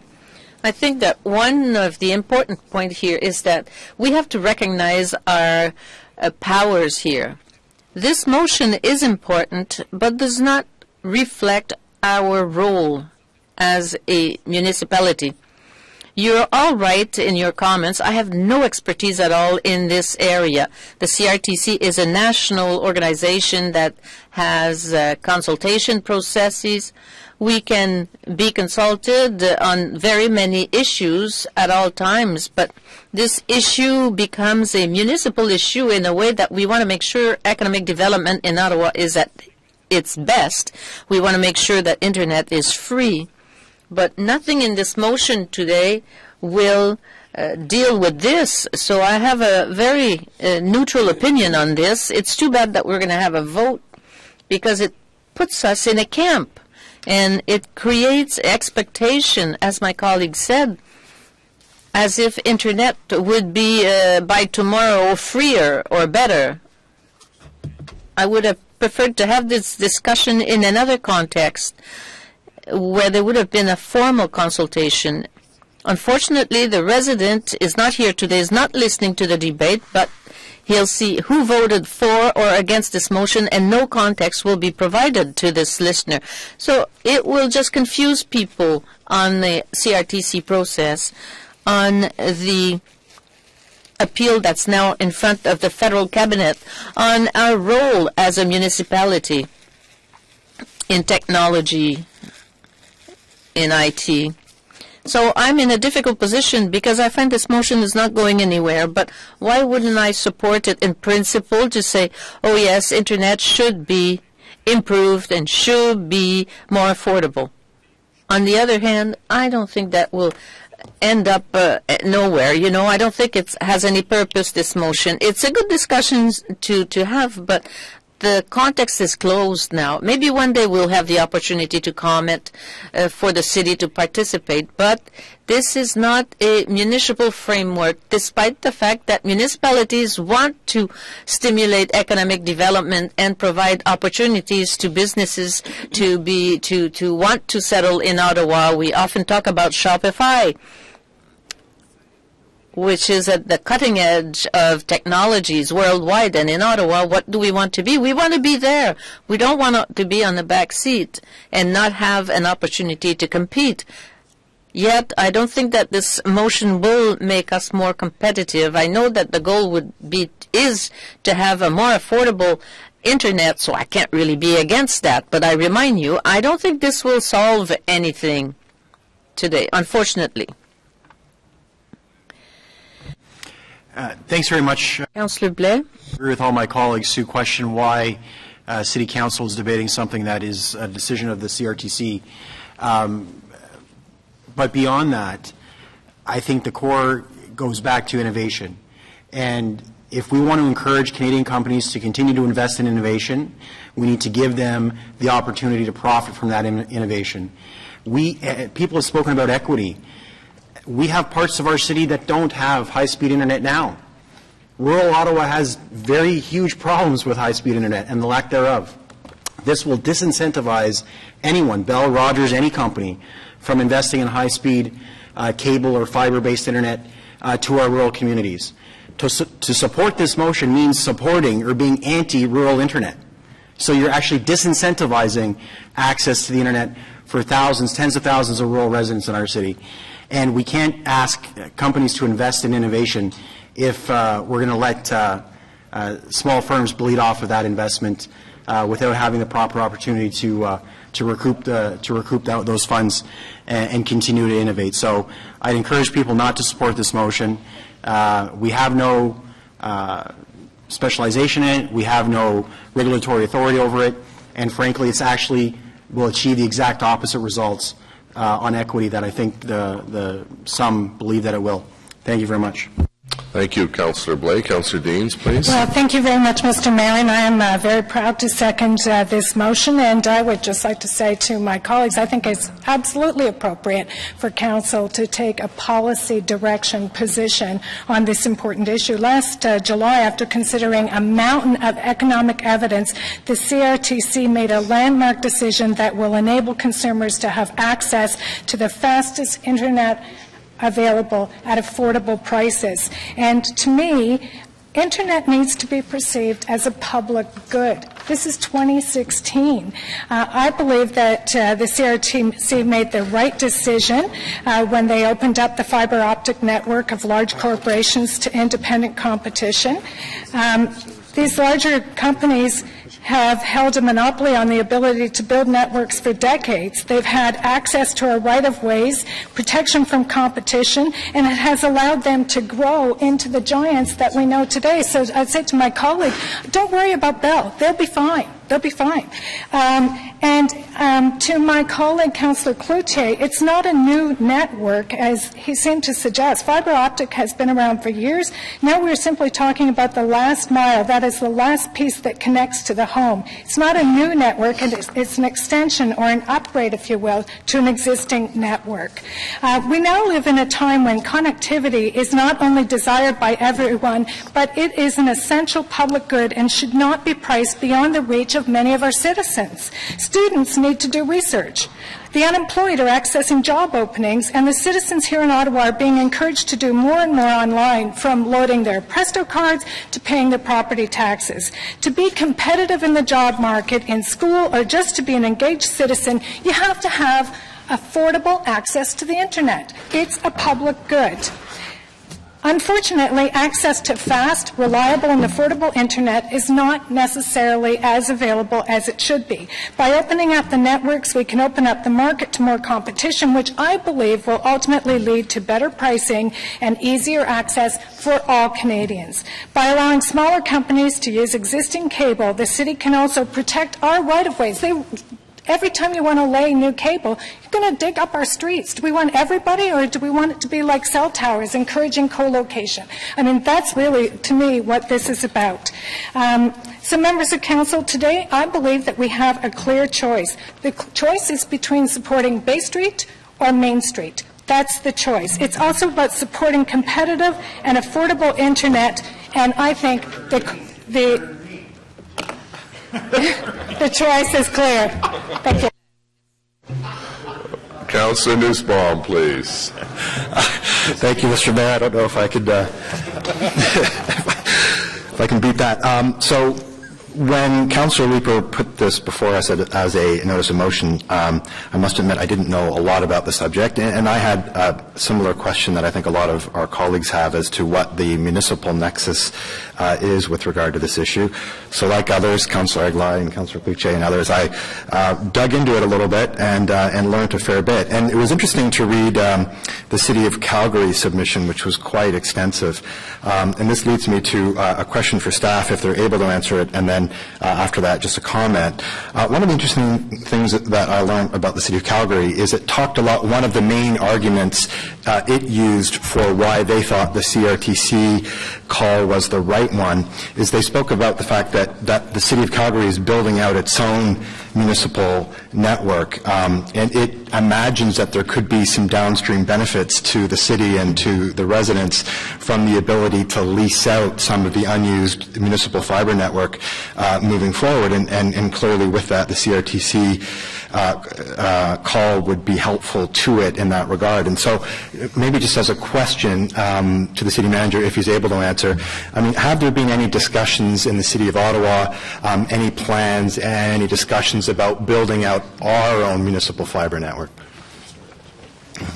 Mr. Mayor, I'm not familiar with the Calgary submission, but I can tell you that Mr. Sad Bashir and the Invest Ottawa and Hydro Ottawa team have been looking at what is developing in the municipal sector in terms of municipal public internet utilities and the strengths and weaknesses of those, but that work is very early and exploratory. Okay, thank you for that. I guess one of the questions that I had to ask myself in looking at the Calgary submission is, can we imagine a point in the future? It sounds like we're at very early stages here. Calgary maybe is a little further along. But the idea of a municipal fiber network addresses a lot of public policy issues. Some of the issues addressed about rural access, about low-income access, some of those can be addressed by a municipal fiber network. And from what I understand from the Calgary case, the idea is that any of the dark fiber, the unused fiber, can then be activated and sold to ISPs, clearly in such a manner as to benefit the residents of the city. So that was an interesting argument, and one that we may want to think a little bit about, even if we're at earlier stages. Do we see, and this is where the municipal nexus comes in, some benefit to us to leave open that opportunity? Clearly, if that option is not available, there could be a loss to the future revenue potential for, I guess, either Hydro Ottawa or Invest Ottawa or the City of Ottawa, but, some combination of those. The other argument that the City of Calgary used, which, again, made me realize that there is a municipal nexus, is this issue of, are there existing legacy rights, or are we actually building a new network, or are we essentially building off of the old one?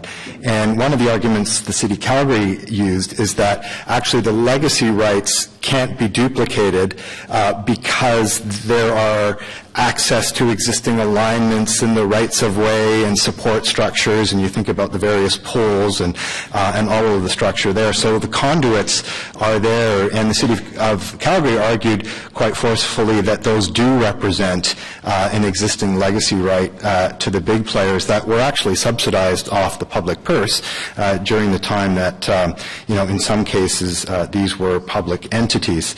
And I thought that was an interesting argument too, that it gets to the VIA comparison, that there may actually be, a benefit there that the taxpayer paid for when these companies were crown corps, or at least, had access to public dollars.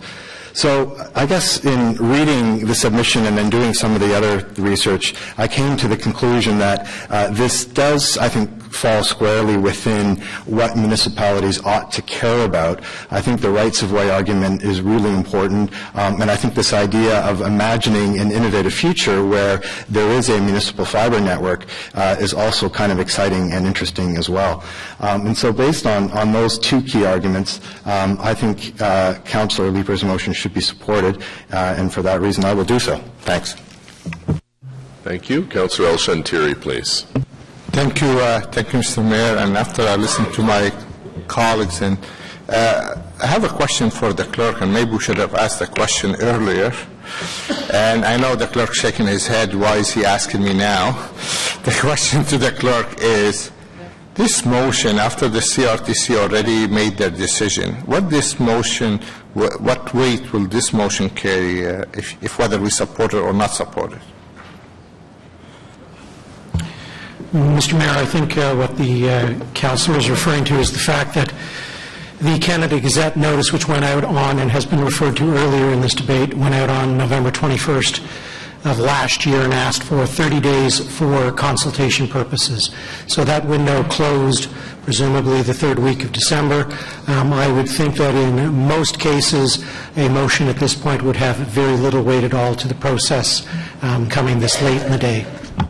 Okay. Thank you, Mr. Mayor. Thank you very much, Councillor. Councillor Wilkinson, please. Thank you, Mr. Mayor. I've had a dilemma on this one. I recognize the motion, what it's trying to do is to get help of small owners, et cetera, to be able, small businesses, which I generally support.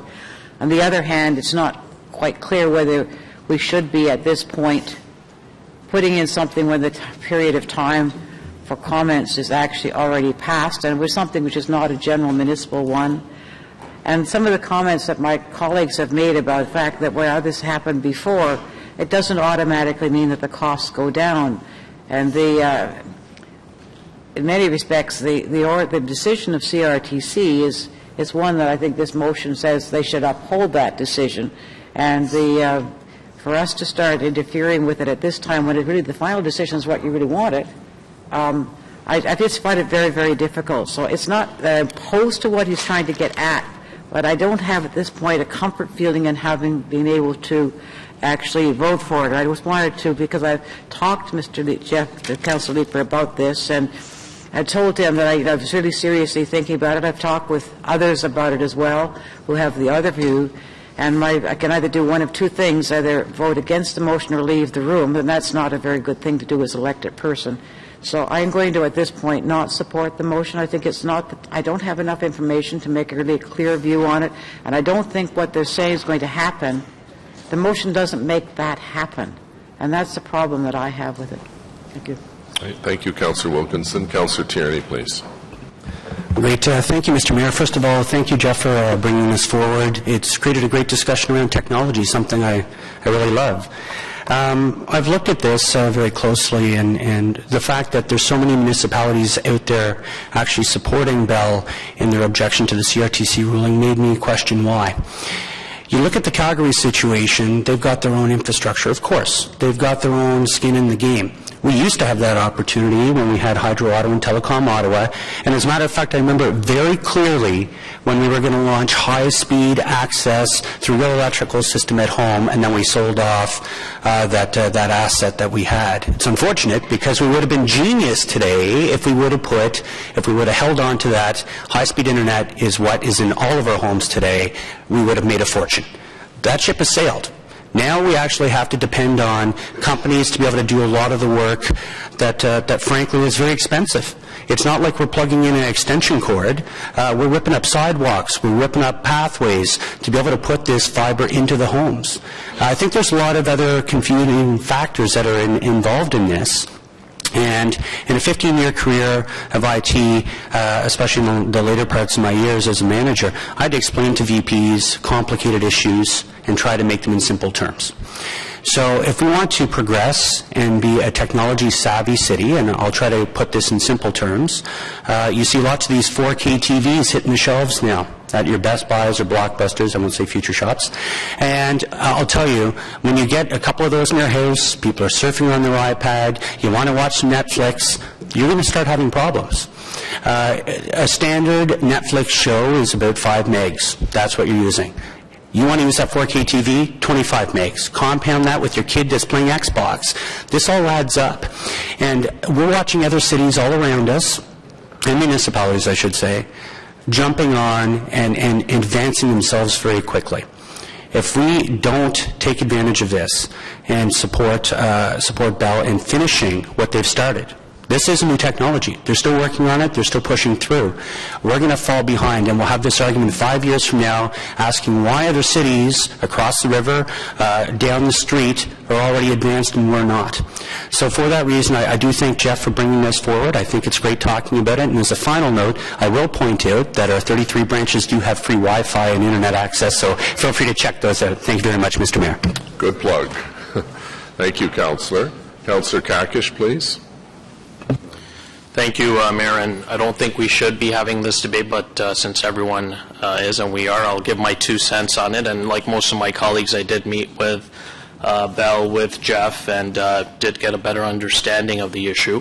I think at the end of the day, as most of my colleagues pointed out and Councillor Chinnery just said, Bell is investing billions of dollars across the country. So the last thing we want to be doing with whatever our limited influence is in the appeal process is to have them not do that, especially in our city. But and so I see this more in terms of the analogy of R&D in the pharmaceutical industry and all the money that they pump into that, and then that's more the analogy I see. And so Bell is putting billions of dollars across the country, and you know, from what I'm hearing from the different sides, is a middle consensus. If there's interest around the table, and if Councillor Leeper is willing to do that, have some kind of grace period like they do in those industries, so that Bell can have at least a return on investment. So that's my 2 cents, and I'll leave it to Councillor Leeper to move forward if he wishes.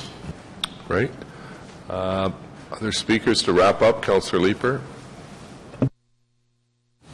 Thank you very much, Mr. Mayor, and thank you, colleagues. It has been a good debate, and I've appreciated the open-mindedness and generosity with which my colleagues have approached this over the past week. I would have liked to have brought this to the IT subcommittee. Our next meeting won't be until the end of March, and I am afraid of missing a window in which we can have a meaningful impact on this debate. While the federal government has not yet made its decision, we have an opportunity to sway the decision one way or another. I do fear that by March 30th, that window would be closed. We have heard from Bell and its lobbyists that the system that has been working well to foster competition all the way through to the point where we are now, where fiber is getting pushed closer and closer to the node, to institute a wholesale requirement on fiber to the home would slow rollout. And I don't think that most observers are going to agree. RBC has stated that in the wake of the CRTC ruling, they expect that fiber rollouts will continue unaffected, partly because the incumbents can leverage their bundled offerings, and partly because of the somewhat higher markup, actually, that the CRTC will now allow on wholesale services. I went back to the decision, and some elements around deaggregation, really complicated stuff I won't bring to the table, also comes into play. I think it's worth noting that the incumbent telcos in this country are behind the 8 ball currently. They have just 38% of Internet revenues to cable's 53% as of the most recent numbers available from the CRTC. Competitors like TechSavvy and Primus have just 9%. Fiber to the home, in order to keep up with cable, is a competitive imperative for the incumbent telcos. Now, I know that Bell has spoken with many of you to suggest that the market for fiber is going to be competitive. They showed you a graphic that includes multiple players, including Rogers, Shaw, Videotron, TELUS, and it's true that most of these will be providing their own fiber services eventually. But the fact of the matter is, in any given market, the chances are that there will only be two, the phone company and the cable company. And that still means that virtually all residents are only going to have a choice of two. Very few would argue that a duopoly is much better than monopoly. Without companies like Primus or TechSavvy in the market, imagine what prices might look like for Internet today. In fact, I think the scenario that Councillor Derues raises is exactly the sort of situation that we want to avoid. By forcing mobile players to build their own networks, we've had very little competition to the incumbent providers, and I think most of us would agree that prices are higher as a result. So why would competitors get to leverage the incumbent's network rather than building its own? I think the best answer comes from the CRTC itself. They noted that the incumbent's carrier to deploy these facilities is based on decades of incumbency in the provision of wireline services, with all the associated advantages, including established brands and customer bases, existing network infrastructure, including support structures, national fiber broadband networks, pre-existing municipal access agreements, various economies of scale, and access to capital markets. Now, we've heard that this may not be any of the city's business. I personally think it's natural that we would want to support federal decisions that help Ottawa's residents stay competitive. And the aforementioned municipal access agreements are critical to keep in mind. We are one of the bottlenecks to competition. We have a responsibility to understand how that affects the larger public interest and to ensure that infrastructure is used efficiently. I think there are European models, to Councillor Eglei's point, where that's demonstrated quite nicely. Rather than struggling, if you take a look at many of the European markets, we take a look at places like Sweden, where 43.7% of the broadband subscriptions today are on fiber. Other European countries have similarly inspiring stories. Mr. Mayor and colleagues, even while Cabinet has closed comments for its deliberations, it is now obligated to consult with the provinces. Until the day that Cabinet's decision is announced, we have the ability to influence our federal and provincial counterparts. It was with this knowledge that our peers in Toronto undertook just over 2 weeks ago to pass substantially the same motion as I am asking you to support today. I hope that you will make a decision in favor of competition and consumers. I hope you'll make a decision that sees Ottawa evolve into the smart city it can be, and I hope that you'll support your residents' demand for choice. Thank you, Mr. Mayor. Great. Thank you. So on Councillor Leeper's motion, yeas and nays, please. Councillor Hubley? No. Councillor Chernyshenko? No. Councillor Shirelli? Yes. Councillor Kakish? No. Councillor Deans? Yes. Councillor Taylor? Nope. Councillor Eglai? No. Councillor Brockington? Yes. Councillor Fleury? Wait. Councillor Nussbaum? Yes. Councillor Wilkinson? No. Councillor Middick? No. Councillor El-Shantiri? No. Councillor DeRuse? No. Councillor Moffat? No. Councillor Cloutier? No. Councillor Caudry? No. Councillor Harder? No. Councillor Manette? No. Councillor Leeper? Yes. Councillor Tierney? No. Councillor McKinney? Yes. Councillor Blais? No. Mayor Watson? No. 7 yeas, 17 nays. Okay, the motion's defeated. Next is motions requiring suspension of the rules of procedure. Councillor Taylor, seconded by Councillor Eglai, because of the timing on construction at Bayshore on suspension. Carried. Councillor Taylor to introduce, please. Thank you very much, Mr. Mayor, and thank Councillor Eglai for seconding this with me. As many of you may remember, Bayshore Mall in my ward has been undergoing significant renewal over the past several years, including a complete reconstruction of their main parking deck. They're now beginning work on the secondary parking deck at the side of the building, and they had come to us requesting waiver on a noise bylaw. We sent them back requesting that they do a very fulsome job of consulting with the community right around it. We have, I suppose, the good fortune that all of the residents who live there are all under one landlord, Fergus Lee Properties. They worked out details of an arrangement whereby they would make a cell phone number available to residents in all the buildings if they had any concerns. And what they're seeking, and the urgency is they want to begin the work now while windows are still closed, while it's still inclement weather. They're looking for a noise bylaw waiver, which I support. It's between 5 and 7 a.m. Prior to the regular noise time kicking in at 7. And although the timing runs from March to November, the reality is, just like when they were doing the first deck out front, they'd be using this sporadically between now and November, so only occasionally and only once in a while between 5 and 7 a.m., but they won't be able to predict exactly when. So this motion seeks the authority to allow them to waive it, but also includes the provision to have bylaw services revoke it if for any reason they feel it's not being kept up. Okay, thank you. On the motion, carried. Adopté. Merci. Are there any other motions requiring suspension of the rules? Est-ce qu'il y a des autres motions? Notices of motion for consideration at subsequent meetings. Avis de motion pour examen à une réunion subséquente. Councillor Brockington, seconded by Councillor El-Shantiri, please. Thank you, Mr. Mayor. Just a notice of motion for our next meeting, March 23rd. It's fairly short. I'll read it. Whereas, despite the fact that the City of Ottawa uses multiple initiatives to calm traffic and reduce the speed of traffic, residents continue to identify that the speed on local streets is an ongoing problem and a significant safety issue in Ottawa. And whereas the Ottawa Police Chief has identified traffic enforcement as one of his top 3 priorities, and he has confirmed that he supports the use of technology to help keep our roads safe, including speed monitoring devices like photo radar. And whereas the province of Ontario initiated the use of photo radar on provincial highways in 1994, but this was discontinued following the change of government less than 1 year later for what was considered by many to be political rather than safety reasons. And whereas a number of municipalities in Ontario have asked the provincial government to allow local governments to use photo radar and or other technology to address speeding on local streets.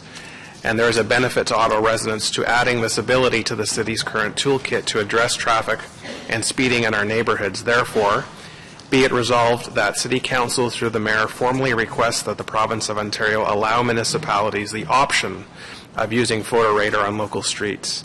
And be it further resolved that a copy of this request be forwarded to all local MPPs. So that's to be debated March 23rd. Thank you, Mr. Mayor. Okay, thank you. We'll deal with that at the next meeting. Next notice of motion is by Councillor El Shantiri, seconded by Councillor DeRuse, with respect to increased paramedic service. Councillor El Shantiri, please.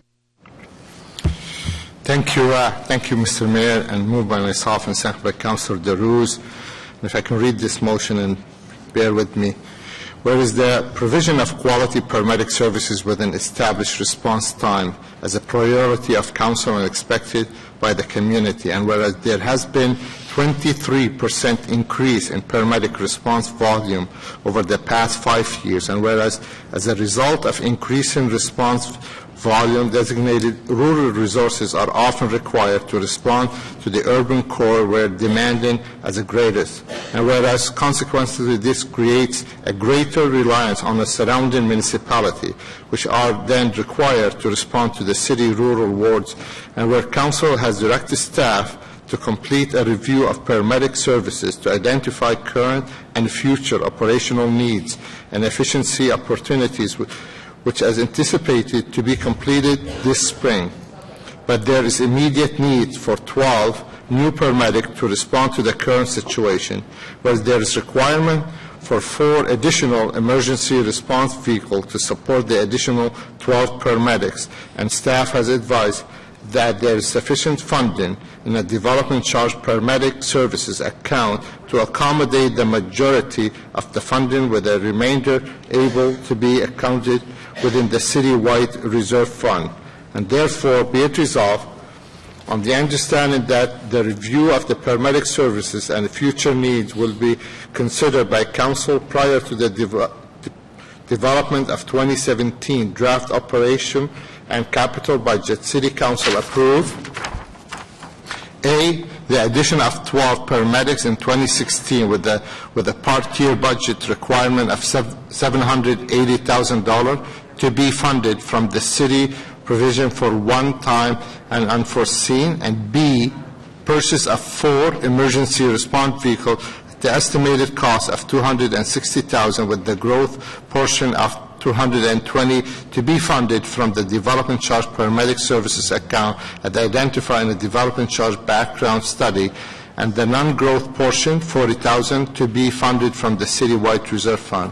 And Mr. Mayor, just like I know it's an awesome motion, but I'd like to take this opportunity to thank my colleague from the Rural Council, yourself and your office, and Councillor Dean, the chair of this committee, and our staff, especially the General Manager of Emergency Services, because this was quite a concern to our residents, and I want to thank you for allowing this. Thank you. Thank you, and thank you for your leadership as well. The next notice of motion we have is by Councillor Taylor, seconded by Councillor Eglai, with respect to investment policy. Councillor Taylor, please. Thank you very much, Mr. Mayor. And Council may recall that back in 2008, this Council approved that the Mayor send a letter to the Minister of Finance and Minister of Municipal Affairs with respect to Ottawa being granted the opportunity to get what is called prudent investor status. AMO has now proceeded to the point where they are requesting the same on behalf of all municipalities. So this notice of motion essentially is that we support AMO in that regard. And it has the support of our finance department. So that's a notice of motion. Thank you, Councillor. We'll deal with that. Are there any other notices of motion for consideration at subsequent meeting? No. Motion to introduce bylaws. Councillor McKenney, seconded by Councillor Brockington, please. That the bylaws listed on the agenda under motion to introduce bylaws, 3 readings, be read and passed. Adopté. Carried. Confirmation bylaw, règlement de ratification, Conseil McKenney et Brockington, s'il vous plaît. That the following bylaw be read and passed to confirm the proceedings of the council meeting of the 24th of February, 2016. Thank you. Madam Deputy Clerk, are there any written inquiries? Adjournment, Councillor McKenney. That the proceedings of the city confirmation bylaw. I just read it. Yes, carried. Carried. Yeah. Sorry. Just waiting for that. Adjournment. S'il vous plaît. Let the proceedings of the City Council meeting of the 24th of February 2016 be adjourned. The motion carried. Adopté. Thank you all very much. Merci. Meeting adjourned.